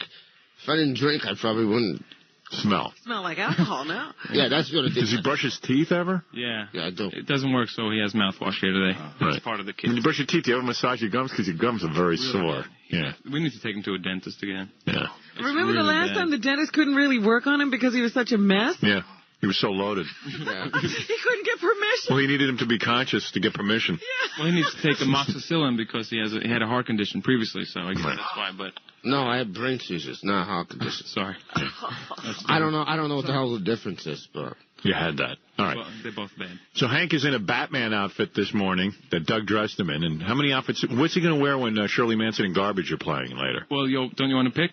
Well, what do you got? Tell me what you got. We have a baby outfit with a big bottle full of booze. I like that a one. diaper. We have Elvis. We have. Can you imagine Hank as Elvis? Elvis. We have a bikini. Ooh. We have a spaceman if you wanted to see if he wants to be like John Glenn. Oh, for John Glenn. Everyone's excited about that. Would you like to be like John Glenn, Hank? Oh, I think I'm lost in space anyways. And we have a very, very beautiful bondage outfit for him. I think you'll like that. Bondage Hank. Wow. Here's a guy who wants to talk about when he booked Hank for a club date. When you booked Hank for what? Huh? What did you book Hank for? For a haunted hayride. For what? For a haunted hayride. This is Bill, right? Yeah. Oh, yeah, you handle this one? Huh? Yeah. And what happened? What happened? Yeah. Oh, he got sick Saturday morning. Puked. Yeah. Hank puked? Yeah. But he told that's Bill from the Scranton, Pennsylvania area. Yeah. You remember that? I don't understand. Did you have Hank over your house? Yeah, Hank stayed at my house. Hank stayed at your house? Bill, how you doing? Hey, good. And you booked him for a hayride? Yeah. And On a hayride. And Hank vomited where? Saturday morning when he woke up. Where does he vomit? He vomited in the toilet. He vomits every morning, though. Oh, he does? Do you vomit every morning? No. No, it just happened that morning. Just gags every morning. Right. But he told a lot of good jokes. Yeah? He did about 20 minutes stand-up comedy. So, did he do the appearance? Yeah, he did 20 minutes of angry jokes. He sang like 4 songs. People went nuts. What'd you have to pay him? I think we got like $1,000, $1,200. Wow. Man. And you get a lot for that. Yeah. Oh, yeah, he did a 2,000 good people job. showed up to this event. Really? Hank's in demand. And he has a show. He does more than Gary when he goes out. Yeah, he does an act. Oh, yeah, we did a whole act, man. He was great. Hey, Doug, you got a hot property there. It's insane. It's insane. He's booked all the way through January. Hey, Bill, Is that right? Bill, how you doing, Bill? Hey, how you doing? Yeah. I worked with Hank. I work with Hank every once in a while at the strip club in Pennsylvania. Yeah. And clearly, Hank was the bigger draw. Hank's staring at Baba Booey's puppet, the Baba Booey dummy, and he's laughing. He's drunk and he's not sure if he's seeing it clearly. It was sort of embarrassing because, I go out and have to welcome the crowd and I get some applause, but all Hank has to do is walk on the stage and people go wild. He didn't have to say anything. Hank, what do you wear? Do you ever wear like a Batman outfit like you're wearing today? Oh, yeah, it's Superman on. All kinds of different outfits. Different outfits, yeah. Superman on. Yeah, sometimes I even go out and drag. You do. I like that. I like that's the best. And you're telling me Hank is booked all through January? He's booked, actually, well, not all the way through. He's booked November 3rd, like 2 weeks in November, 3 weeks in December, and then New Year's Eve already. Wow. How much do you like to work, Hank? I mean, does he have limits? As long as the money's good, I don't I care. don't Robin. And this is Robin, giving him, it doesn't bother me. and you like this. You get to go to different places and drink in different places. Yeah. No, are you feeling... I got a plug for my hayride? One second. Are you feeling any better about yourself now that you're making money? As soon as I get out of debt, I'm going to feel great. Yeah. Do you think you'll stop drinking, maybe? No. I'll ruin my image. image. You're kind of locked into the I made Hank it clear thing. to him. I said, don't even buy new clothes. Don't change who you are. Right. Stay who you are and don't stop drinking. Right. It's true. And that's who he is. No, but I don't, like, sometimes when I drink, I don't even get drunk. Right. Of course not. I'm so immune to it anyways. You're an alcoholic. You're like the worst alcoholic I've ever seen. I mean, you never stop drinking. He always had a drink in his hand every 2 minutes. Dude, it's 2 minutes in front of 7 o'clock here in New York. This cat's already got he's already halfway through a bottle of rum and vodka. Hank would have DTs if he didn't drink. I mean, Coke and vodka. Well, Yeah, he would have DTs. Yeah. I probably would. Yeah. You're right, Robin. I know. You're right, Howard. Tell you both of you. Right. What's the longest you've gone without a drink in the last year? The longest period of time you've gone without a drink in the last year? 2 weeks. And what happened? Really? I just sat home and watched TV all day long. But why'd you stop drinking for 2 weeks? And if you stopped, why didn't you keep going? I didn't have any money. He wanted to drink. But did you get shaky and stuff? After a couple of days, it goes away. It wears off, yeah. So you got past the DTs, and still you wanted to drink? I didn't get no DTs. What do you call the tremors you were having? Was it an earthquake? No, DTs are like... hallucinations? Yeah. It's like hallucinations without any alcohol or drugs. Right. Have you ever hallucinated because you stopped drinking? I've had brain seizures. But have you ever hallucinated? Yeah, kind of. And what do you see? Gary. Tim, he's too small. And what do you see when you hallucinate? It's kind of hard to say because I just black out. You black out. Blacked out. Yeah. Oh, please. I'm not sure he's not blacked out right now. But, Hank, when you did that 2 weeks, when you got towards the end of the 2 weeks, did you say to yourself, wow, I stopped drinking for 2 whole weeks? That's a long time. Well, no. What it was I was going to see this girl playing with her band. And I was walking up to the bar, and she said she'd buy me a couple of drinks. And then I ran to a friend, and he smoked a joint with me, and then we stopped at the bar. He bought me a beer, and I borrowed $10 off of him because I was getting paid next week anyways. So, right. So I just started drinking again. But you don't. The question is not why did you start drinking again. The question is, did it ever dawn on you that you've gotten through 2 weeks? Maybe you would try to stop drinking. Did you go? See, this is Jackie wants to be, but his wife won't let him. I'm wondering if he went to the bar with the intention of, hey, I haven't had a drink in 2 weeks and I'm not going to, right. Or if you said, I can't wait to get to the bar to have a drink. Yeah, you see, he didn't stop drinking. I really don't know. He didn't stop drinking for 2 weeks because he was trying to get better. Right, but he just didn't have enough money to drink. Yeah, there was no. You're right, Howard. Howard's right. Yeah, there's no thought going into it. Like, oh wow, I'm off drinking. I'm going to change my life. He don't want to change his life. He's a dwarf. Do you ever wish you don't drink? No. He's actually drinking. Nudie bar that night then too. Yeah, drinking's fun for you, right? That gives you your life. I mean, it makes you forget. It's entertainment. I found out that you're right. It dulls the pain of being a dwarf, right? But 4 feet tall. I don't mind being a dwarf. Yes, you do. Come on, dude. You don't think all this drinking's because you're a dwarf? It's absolutely. No. Well, they got other issues, but his issue is he looks in the mirror, he can't even see. Howard, if they were to give me some type of drug that would make me like 6 feet tall, I wouldn't take it. Yes, you would. No, you would take it tomorrow. Come on, Hank. That's like the people in wheelchairs. I would not. Besides, I'd have to buy new clothes. No, you would take it in a minute. You would take it so fast you wouldn't know what hit you. You would love to be 6 feet tall. No, it would change your whole life. No, and I like dancing. Why do you think you drink it so much? I like dancing with girls that are 6 feet tall. Right. I know where to lay my head. I just want to ask you one more question. I'm not going to lay a heavy moral issue on you, but I know like you dig drinking. And do you ever sit there when you drink and figure that you're shaving years off your life? Or do you just not really think about that? I think he wants to. You don't want to live long, right? That and he's happy about it. Because first of all, as a dwarf... Hank, you want to die, right? As a dwarf... No, I don't. Really? No. Howard, we took him down to an all-nude bar. Yeah. Yeah. He walked underneath the one girl, underneath her leg. Really? Well, I crawled. Right. He didn't walk, he crawled. Patting her on the butt a little bit, too. No, you can't. Let me get rid of this guy. He's interrupting my flow. What... You're telling me... What was he telling me? Well, he was telling you that he didn't want to die. Yeah. Well, I mean, everybody's going to die. But you realize by drinking that, you're probably speeding up that process, right? especially being a dwarf, because isn't a dwarf's life expectancy shorter than a regular person? Yeah, everything about him is shorter. Everything is short. I found out that Hank actually went to rehab a few times or to AA. Yeah, but they force him to do that. At a prison. In a prison? Yeah, at a prison. Yeah, I've been in jail. Clinic. But I found out They force you to do that, right? Yeah, he was supposed to do it, but he beat the system. He went through it for like a 2-week program, and then the second he got out... I was in it for a month. Yeah, I was drinking and snorting cocaine and smoking grass. As soon as I got out, 3 hours after. Nothing but they thought he was good to go. He beat the system. Do you tell the people while you're in there that you really are sorry that you did all that stuff and that you hate drinking and you're going to tell them to go themselves? Yeah. Right. Oh, he must be a delight as a patient. I'm surprised they ever let him out. He stares at that bottle like he's in love. Like he's in love. Howard, he never stops fascinating me. No, he's great. But I think, life is better to him when he's a little cockeyed. I love watching him drink, though. I love watching him stare at the bottle and shake the bottle. It's always, and he got the bottle and he cheers. And you know what the thing is? It's always that moment when he goes to drink where you're not sure if it's going to line up with his mouth. You're not sure if it's going to make it right in his mouth. He never misses. Hank is fun.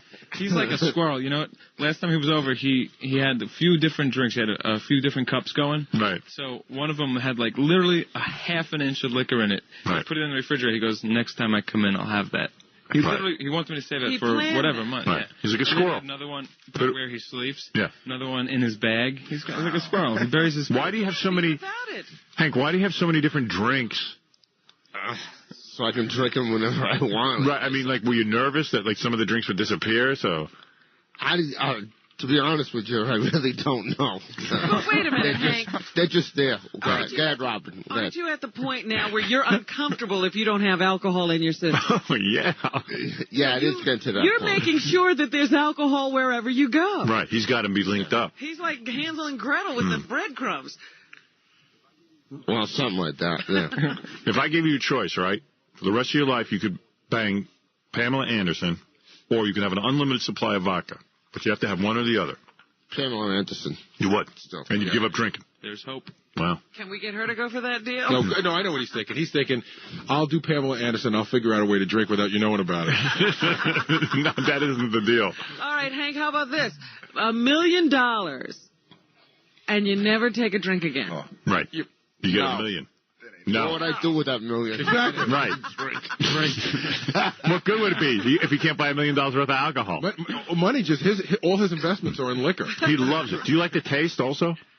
Of course. You do. You love it. If I didn't like the taste, I wouldn't drink. You like everything about it. But what does it feel like to be drunk? I mean, what does that feel like? I mean, it must be the greatest feeling in the world. What, 24 hours a day? Yeah. No, actually, believe it or not, I could be hanging around with crackhead Bob because I smoked crack before myself. Right. And? But you like drinking the best. Yeah. Yeah, that's your favorite. Well, yeah, because usually when I do a drug, I end up wanting to drink. Right. Howard, what do you think happens when you go into a bad neighborhood and there's a dwarf running around on crack trying to score? No, he's already on crack. Like he's completely out of his mind on crack. I don't know. What kind of drugs were you on when you got arrested for like smashing that typewriter? Remember? I was just drunk. He got arrested. He went to some. I don't know where it was, but he smashed a typewriter. It was an abortion or something. All right, listen, I got to take a break. All right, Hank, you're in your Batman outfit, so later on in the show we'll bring you back. Maybe when we do the gossip game and stuff, we'll bring Hank back in a new costume. Yeah, we thought maybe Hank would be able to stand on the platform and model, but he's so drunk he can't even. Yeah, we were gonna let him model, but he can't because he's too drunk to stand on the modeling pedestal. I'm not drunk. Oh, come on, Hank. You couldn't even stand up on the pedestal. Walked off the edge. Are there levels of drunkenness for you? Like, you're always drunk, so is there, like, a different level of being drunk? I know what I'm doing right now. So you could be worse. Drinking. And you're aware that you could get worse. Oh, that's possible. Yeah. I don't know. It's crazy. All right, listen. Jackie's so jealous. I know, because he could be there. He's like, it's fun. He's having fun. Drink with him. Yeah, Jackie's so jealous. He wishes he was drinking right now. The question is that are the levels. Of course there's levels. There's always levels. He's drinking. Right. He's going to be, in 2 hours from now, he's going to be a lot drunker than he is now. On its way No, up. I know there's levels. Look at that grin on his face. Yeah, look. I know there's levels. I want to know if he recognizes that there's levels. Or if it's just all drinking. Can you have a drink? Gary, I know there's levels, but... All right. Oh. Okay, look, listen, you two go have that conversation off the air. I got to take a break. We'll come back, and we're going to talk to a guy who talks to the dead. I got all the new rags. Dead? No, the dead. And Jerry Garcia is among them. yeah, and I got a couple other statements to make. You know, there's a whole bunch of things I got to talk about. And there's a whole bunch of people on the phone I got to talk to, and you know. And Hank is here. And Hank will be here all day. Choice for the next costume? What do you got? Bondage outfit, Elvis, Bikini Girl. I think Bikini Girl. Oh, yeah? Yeah. Okay, we'll do that next. All right, go ahead, Hank. Go get into another Halloween outfit. How far did Hank get in school? Hank, did you graduate high school? Yeah. You did. But I never went to college. No. All right. If you'd only had a college education, He would be different. could have all been different. Nowhere without that sheepskin. That's right. That's what they say. You're nowhere without that sheepskin. We'll be back right after these words. Coming up. Good evening. This is Gilbert Gottfried, and you are listening to the man who is haunted, Howard Stern, like an animal. Hi, this is Baghdad Bob. Maybe my head looks like a big pumpkin. Big pumpkin. But actually, I'm very intelligent. I'm very intelligent. Very intelligent.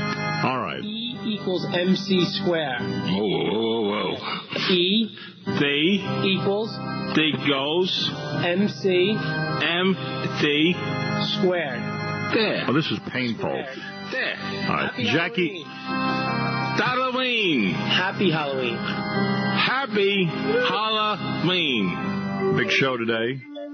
Shirley Manson and, of course, Duke Stephen Butch will be here from the band Garbage. Shirley is a dirty little girl. I've read interviews with her. She is a dirty, filthy girl. What does she say?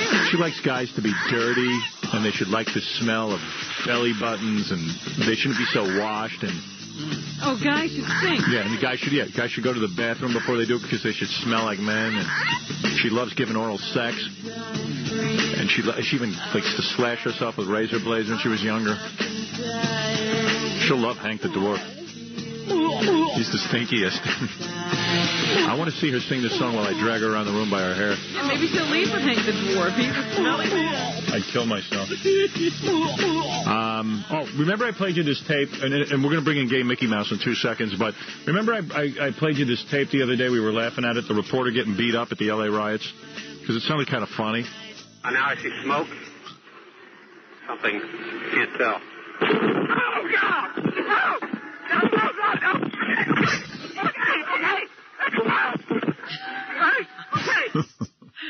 Somebody faxed in today that they loved it with the Three Stooges sound. Oh. You want to play that? Because Freddie. he said he was sitting on the train with the headphones on, just laughing like a man. Oh yeah, we said that. It sounds like the Three Stooges because it's like oh.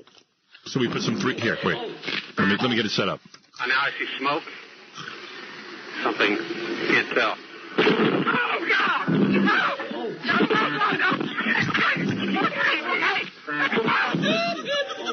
All right. So remember we were saying there was a Dan Rather one in 1968? He was at the convention. Oh, yeah, and he got jostled. Yeah, but it's not as good. Hands off of me. Unless you intend to arrest me, don't push me, please. I know you won't, but don't push me. Take your hands off of me unless you intend to arrest me. Wait a minute. Well, Walter, as you can see. See, then it went dead. We've got a Halloween special for you. We got a whole bunch of people coming in. First, I'm going to bring in the gay Mickey Mouse, ready to come out of the closet. And then Hank the Dwarf.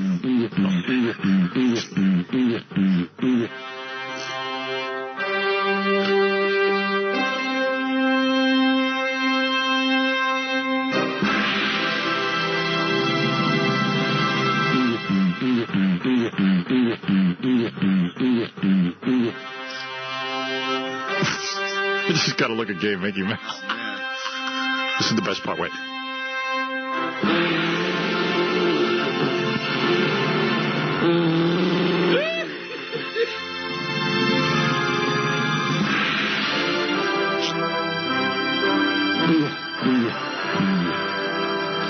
do not miss Saturday night's television show.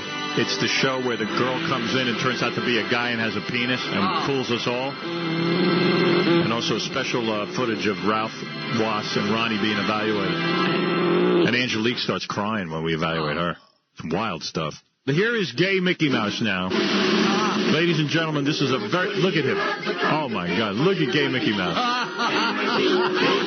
There he is for Halloween. Gay Mickey Mouse. Those red shorts. I'm just wondering how he's going to get his headphones on over those big ears, but I know he'll find a way. All right. Gay Mickey Mouse is here, and we're all excited to have him.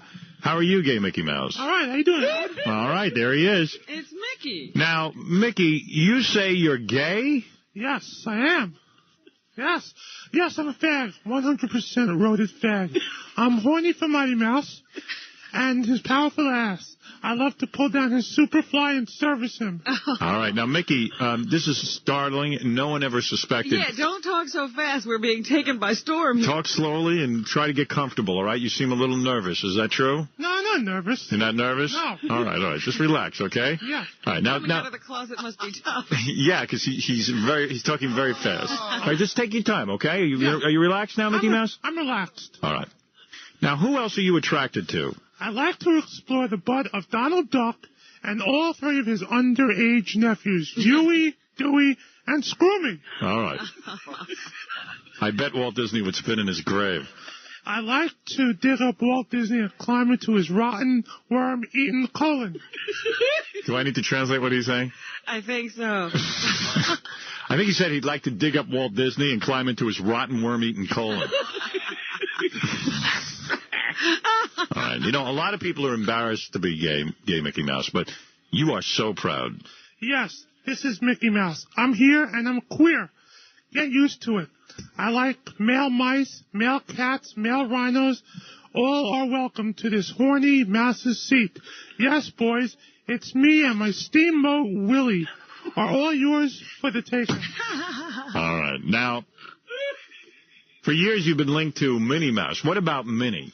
Minnie is out. I don't play that game. All right. All right. Have you ever had gay sex with any other Disney characters? Sure. Prince Charming is a fag. Prince Charming is a fag? Yes, he is. We spent the weekend on Catalina Island dressed as gladiators. You spent the weekend dressed as a gladiator with Prince Charming? Yes, and Jiminy Cricket. But I didn't love... I didn't love him. I used him.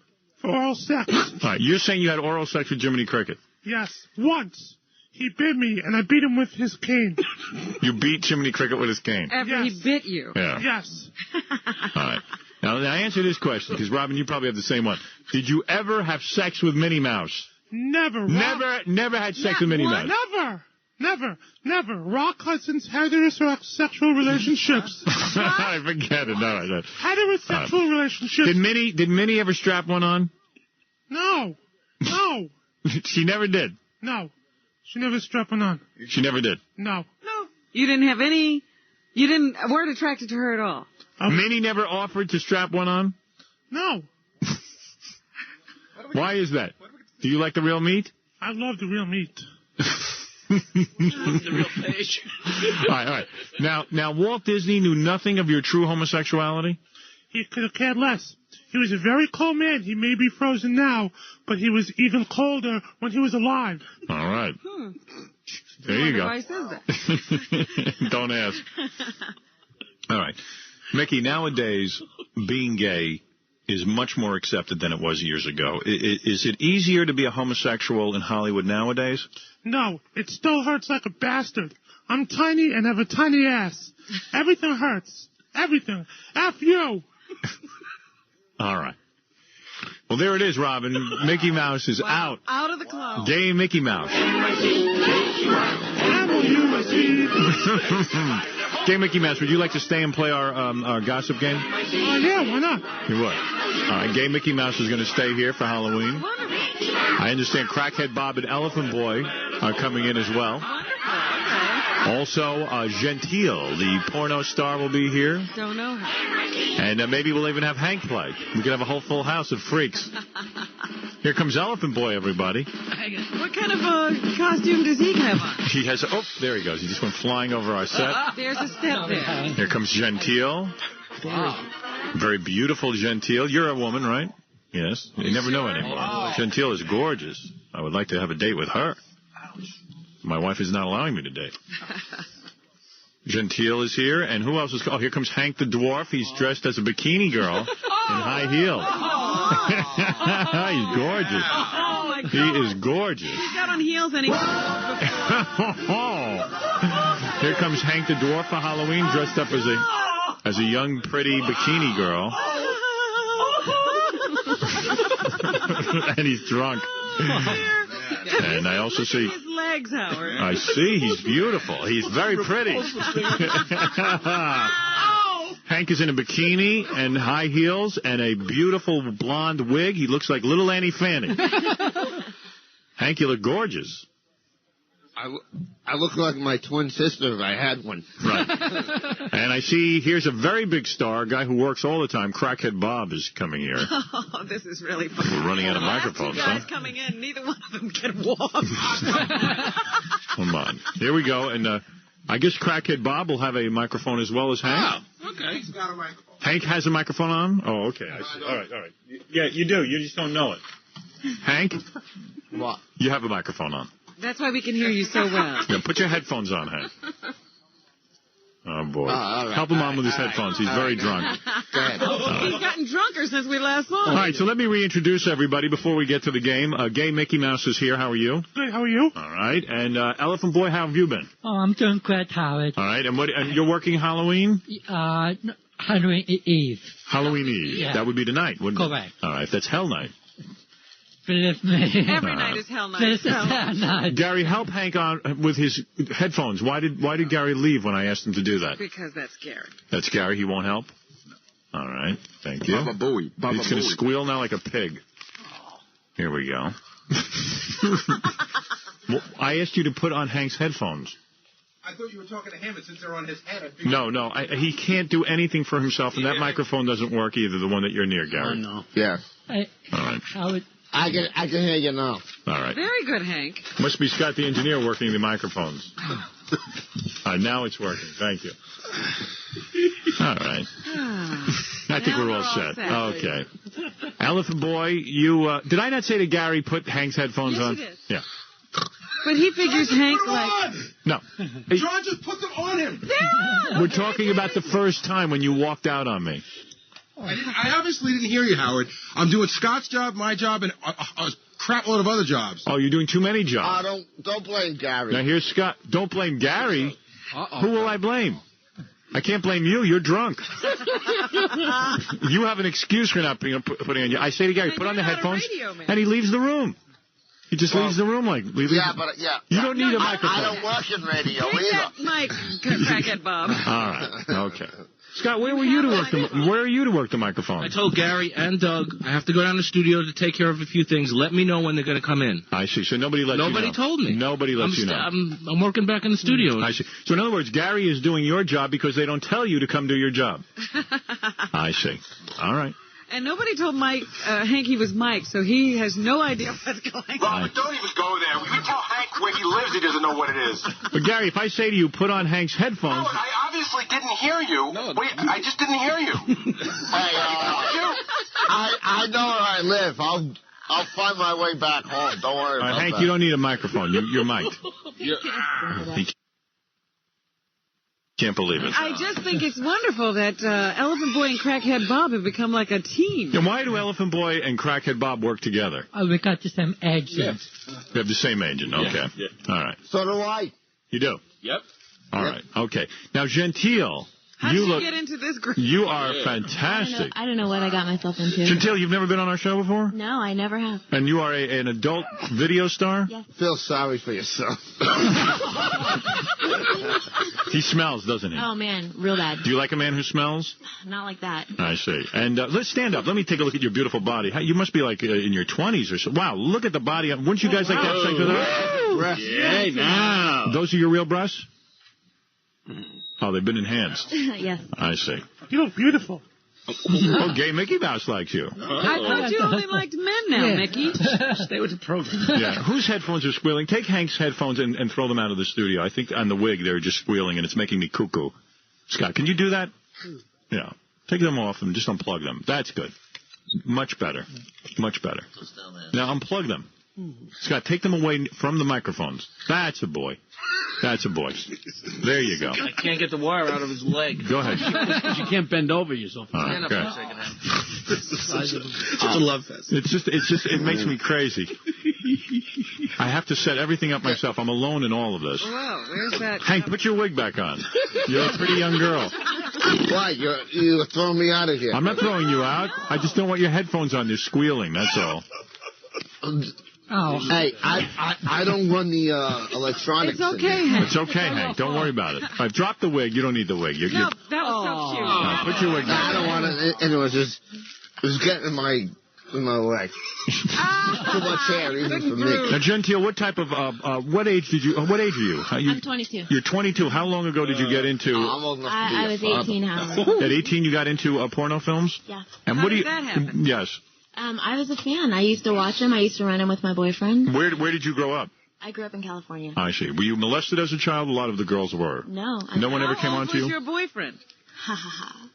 He was older than I was. Was he 40? No. How old? Not nearly. Not nearly. No. And you used to watch these films and say, I would like to have sex on camera? No, actually, I used to watch them, and I was really shy when I first started having sex. And I started watching them, and I was really attracted to the women. Right. In fact, Janine was one of the first girls I watched in an adult film. Janine Lindemuller? Yes. Have you ever had sex with her on film? Many times. Many times. You do like her. How old were She's you? yummy, Howard. She's very yummy. Yes. How old were you when you first started having sex? I was 15 the first time I had sex with a man. With a man. And then how old were you when you had sex with a woman?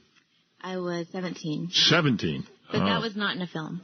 I see. And are you known for any specialties like anal, double penetration? No. Nothing like that. Mostly girl films? No, actually, I work with men now, too. Yes. And you love to give men oral sex? I love everything about having sex with men, Howard. Really? A lot of the girls sometimes lie about that. Where are your parents? My parents are at home. They're in the grave. Do they know what you do? You know, my parents... Father killed himself.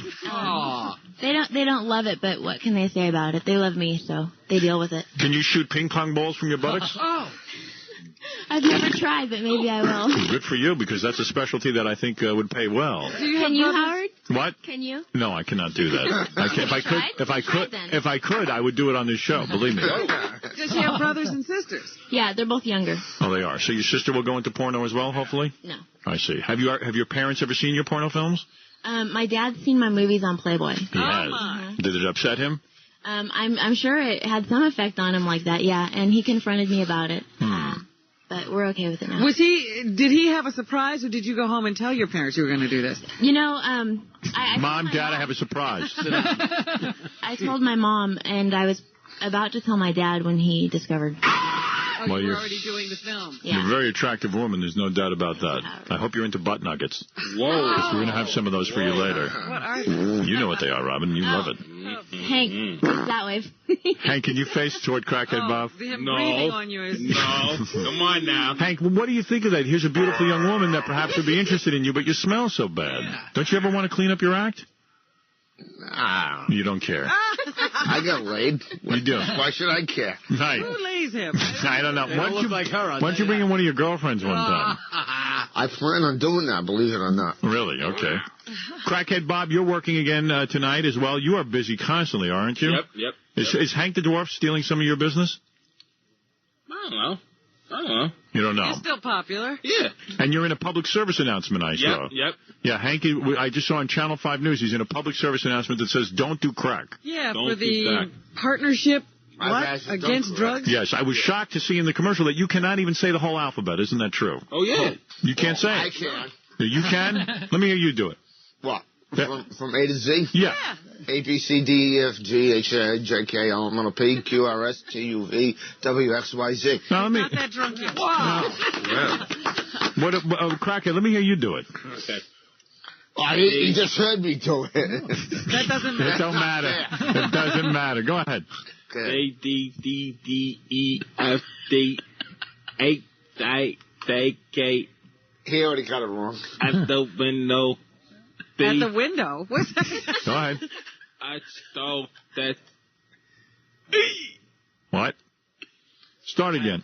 Go ahead. Shh, everyone quiet. Now. Give him the benefit of the doubt. Go ahead. Go Come on ahead. now. Go ahead.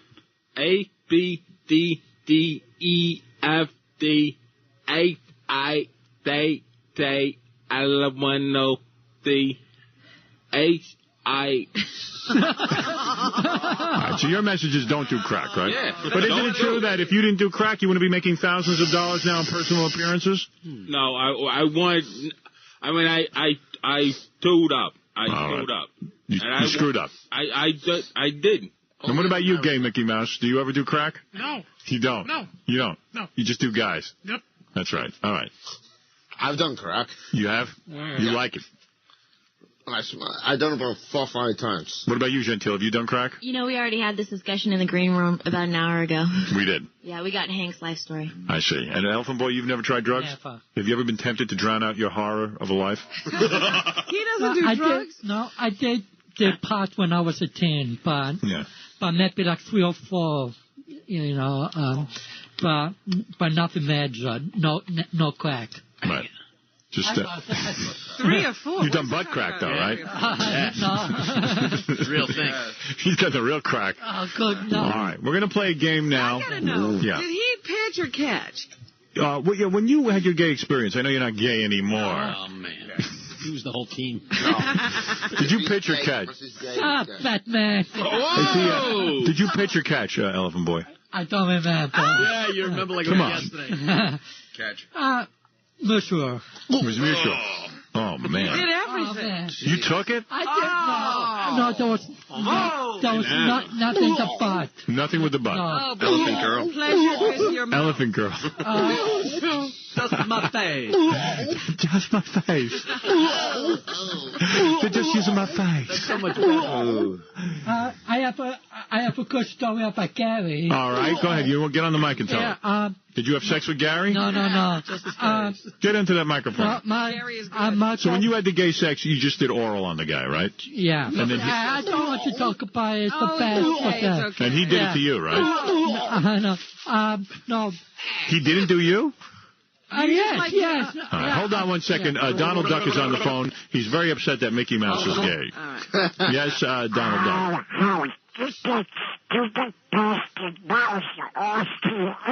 Get out of here. Good, you didn't like that? No. Why don't you like that? That was a fake voice. You love men, right? Yeah. Yeah. All right. So, he's quite an ad-libber, this gay Mickey Mouse. That's all you want to keep saying is yeah, right? Yeah, that's right. That's right. All right. So, what is the story about Gary? Because we got to play this game. I'll make it fast. When you had the CBS show with the handicap Olympics. Yes. So, my girlfriend daughter thought that Gary was one of the contestants because of his big teeth. I see. Yeah. Gary was confused as a handicapped person. Yeah. I see. That's a funny story. Big teeth are a handicap. That is. You're right. And when you were with this guy, did you when you completed the act on him? He completed the act. In other words, when it was. In other words, were you hungry after this act? No. You were full. You were full afterwards. No, there was no exchange. There was no exchange. No way. Well, what'd you do? He used his mouth, but like he had oral sex, but I guess he... What did he do in every dress? He's like the president. I'm interested in this story. Yeah, Gentile likes it. Did you then use your hand or something? Yeah, we use ourselves separate when we was ready. Hank, you ever do anything like that? Oh, good. Well, I don't know, but you know how many White House interns it takes to screw in a light bulb? How many? None, because they're all screwing the president. All right. Go have another drink. Okay. Cracked himself up. Look at him. All right. Why don't we do this? John, listen, Mike Walker bombed out on us this week. Oh, really? John's going to give us the 4 stories, and we'll play the game, okay? It doesn't make a difference. Does Gentile and everybody understand the game? Gentile, you understand the game? Explain it to me. All right, one more time. John's going to read 4 stories. One of them is false. Pick out the false story. All right. All right, Gay Mickey Mouse? Yeah. Okay. And maybe when Shirley Manson comes in here with garbage, maybe when they perform this song, these guys will dance. Yeah, why not? Yeah, that'll be I'll nice. dance for you, Howard. Will you really? Gentile could stay too. Oh, that'd be nice. What kind of dance do you dance? Do you you go to clubs and take off your clothes? Absolutely. I'm actually dancing this weekend. Are you really? Yeah. I'll have to go over there. Yeah. Yeah. Gay Mickey Mouse, you're not working anywhere. No. You'll No just bookings, huh? You'll just be staying home with the other characters. Yeah. Right, okay. All right, let's go, Stuttering John. All right, get this. Oprah Winfrey, daytime TV diva, has been looking quite svelte on our program lately. Turns out the beloved star has been wearing a corset. During a recent talk show appearance in New York to plug her new flick, Oprah had an assistant tighten the midriff squeezer until she could barely breathe. All right, Oprah is wearing a corset. Go ahead. Friends star Jennifer Aniston, who has been dating Brad Pitt as of late, has been complaining about the Meet Joe Black star sex drive. Aniston has been heard on the set of Friends saying that Brad has been eating sex 3 to 4 times a day. Normally this would not be a problem, but the sitcom star has been finding it harder and harder to have time to rehearse for the show. Go ahead. Robin Williams showed he's got a heart as big as his bank account by forking over $75,000 to fly ailing comic Richard Pryor home from a DC tribute. Pryor, who's ravaged by MS, complained that All right, Robin Williams flew Richard Pryor home. Richard Pryor. Yes. All right, go ahead. I'm sorry. Tom Cruise's ex, Mimi Rogers, could make Gillian Anderson an ex on X-Files. Mimi's joining the show this season, and producers figure... Hold it a second. I'm sorry. I got to hit the button. What did he do? Hank is just making accusations which are unfounded. Go ahead. Should I start again, Howard? Yeah, Mimi Rogers, who is Tom Cruise's ex. Yeah, is now going to be on the X-Files. Mimi's joining the show this season, and producers figure if pouty Gillian's demands become impossible, or she decides to leave, they can replace her with Mimi next season. Series star David Duchovny, who's had his problems with Gillian, couldn't be happier. Okay. Here's what John said in his own befuddled way. First story, Oprah Winfrey wears a corset. Number 2, Jennifer Aniston is with Brad Pitt, as you know, and he demands sex 3 times a day, which is becoming difficult for her to deliver. Well, she can deliver that. She doesn't have time to rehearse for the show. Right, she has work to do. Robin Williams flew Richard Pryor home for $75,000 because he felt sad for him. And finally, Mimi Rogers is in the wings waiting to take over on the X-Files because Gillian Anderson's a pain in the ass. Okay, there's what we have. Now, I'm going to go to Gay Mickey Mouse first. Gay Mickey Mouse, who do you think... Did you listen to any of those stories? Yeah. Do you know what we're doing? Yeah. All right, are you thinking about guys? No, this is what you're doing. All right, go ahead. Now, who do you say is the false story here? What do I say is the full story? The Tom Cruise story. You don't think that's right? Tom Cruise story. No, there's a Mimi Rogers story. Well, the Mimi Rogers story. All right, you don't believe she's waiting in the wings on the X-Files? No, not at all. All right, Gay Mickey Mouse. I'm going to write down Gay Mickey Mouse. Okay, go ahead, Elephant Boy. All of them attempted, but I'll go for the Jennifer Aniston story. You don't believe that? No. All right. Elephant Boy says Jennifer Aniston. I'm going to go to the very beautiful Gentile. Yeah, baby. She's hot. Right. Well, thank you. Well, so are you, Elephant Boy. Thank you. That's because your pant leg is on fire. Gentile, what do you think is the false story? I'll go with the last one. The Mimi Rogers story on X-Files? Yeah. Okay. All right, Gentile. And let's go to Hank the Angry Dwarf. I'll go with the Gay Mickey Mouse said. All right, Hank says Mimi Rogers. There's no way. Okay, and let's go to Crackhead Bob. What's going on? Not 1, 2. Not one. In the morning, afternoon, and nighttime. What's going all on right, with the that? Elephant. You're saying Brad Pitt, the same as Elephant Boy. Yeah. All right, Crackhead Bob and Elephant Boy agree on that. Robin, I'm going to go to you now. I'm going to go with Elephant Boy and Crackhead Bob. And Thank you. Jennifer Aniston's story is the fake story. Thank you. Okay, Robin. Who would complain about having some guy want sex 3 to 4 times a day? Robin, I believe that the Mimi Rogers story Is the fake story? is the fake story. I don't believe Mimi Rogers is the choice to take over on the X-Files. Oh. I don't buy that. She has guest starred. Well, I don't care. I don't care. I don't believe. I think they get somebody a little younger and a little bit hotter, like a Gentile. I'm serious. I would watch X-Files if she was. I don't care because I'm not making any money on it. Okay, Hank. There you go. That's a good thought.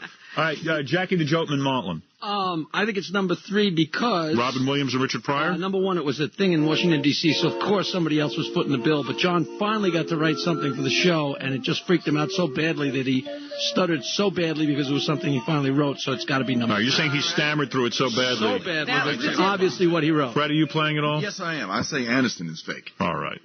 All right. Is everybody in? John, all right, just to review, Elephant Boy, Crackhead Bob, Robin, and Fred all say that Jennifer Aniston having sex with Brad Pitt 3 times a day is becoming too much of a burden is fake. Yep. Howard, Gentile, and Gay Mickey Mouse and Hank say the Mimi Rogers story is false, and Jackie says Robin Williams and Richard Pryor. Let's find out from Stuttering John. Well, Howard, there's nothing better than stumping the bad joke Martling. So he has been stumped. 100% wrong. And the correct answer is Robin and Fred. Thank you. Thank you very much. Jennifer Aniston and Brad Pitt. All right. Thank you. So they're really going to use Mimi Rogers on that show, the No, X-Files? she's going to come on, and then if Jillian should get a little power. Whatever. All right, well, there it is. There it is. Stranger than fiction. All right, I want to go and change. And you want to change out of your bikini? Why? You look so cute. You want to go change? All morning or whatever. Yeah. Okay, you're embarrassed. What is it, Gary? No, it's not embarrassed. I'm getting cold. All right. That hair on your back isn't keeping I can't hear you. What is that? I said Shirley Manson and Garbage are here. She looks great. They're ready to sing? Yeah. Do you think she'll be attracted to me and let me drag her around on the floor by her hair? I don't know. She looks a little wild. She got a filthy mouth. She says the F word a lot, but that's sort of a turn on. All right. Well, I'm looking forward to meeting her. First of all, realize she can't do that on the air? you better instruct her, Gary. Yes. All right. So let's just say to Gay Mickey Mouse, thank you for coming in. Elephant Boy, we'll see you. And Crackhead Bob. And we're going to win. All the way. We're going to win. All the way. What are you winning? All the way. What are you winning? The football. Oh, the Jets? Yeah. Jets are looking good. Yep. If you start talking to Bob and you tell him that the Jets are going to lose, he gets crazy. No. You love the Jets. You love the Jets. Yep. Believe me, Bob, they ain't going all the way. No, I don't think so. We're going to win. Who do you think is going to win, John? They're not even going to make the playoffs. Come on now. I will. Please. It'll be Minnesota or Denver. Okay. Football is smarter than Crackhead Bob. No, I know we're going to win. I know. Don't the Jets have to win like every game? No, they're 4-3, but it's a big game this weekend. If they lose this weekend, they got a tough schedule ahead. They may make the playoffs. I bet you Bob doesn't even know who they're playing this weekend. Who are they playing this weekend, Bob? Who are they playing? 1 week ago on the... Go ahead. Who? You know the scary thing is, I know what he means, but it's funny to watch. Yeah. No, 1 week ago. That's in 1 week ago. Not 1, 2. Mom. What? One time. You know what he's saying? Mom. No, what is he saying? I know exactly what he's talking about. He's talking about they played 1 week ago on Monday Night Football. Yep. They're playing Kansas City. That's what Kansas City, right. Okay. Isn't it easy just to say Kansas City? Take Gary around with him. He couldn't think of the name. Lose. I'm going to win, you're going to lose. Is there any tape of Crackhead Bob what he used to talk like before he was on crack? No, we asked that before. There is no tape. There's got to be somewhere. No video at all. I got a feeling he was dopey even before crack. Bob, do you have a video of you before crack? I done crack and I'm not even that. That's stupid. It's not stupid, Hank. No, maybe the tapes with me when I was don't do that. No. Before you were crack, before you had this. All right, let me take a break. We'll be here all day because I want to get to garbage. I'm excited that they're here. Yeah.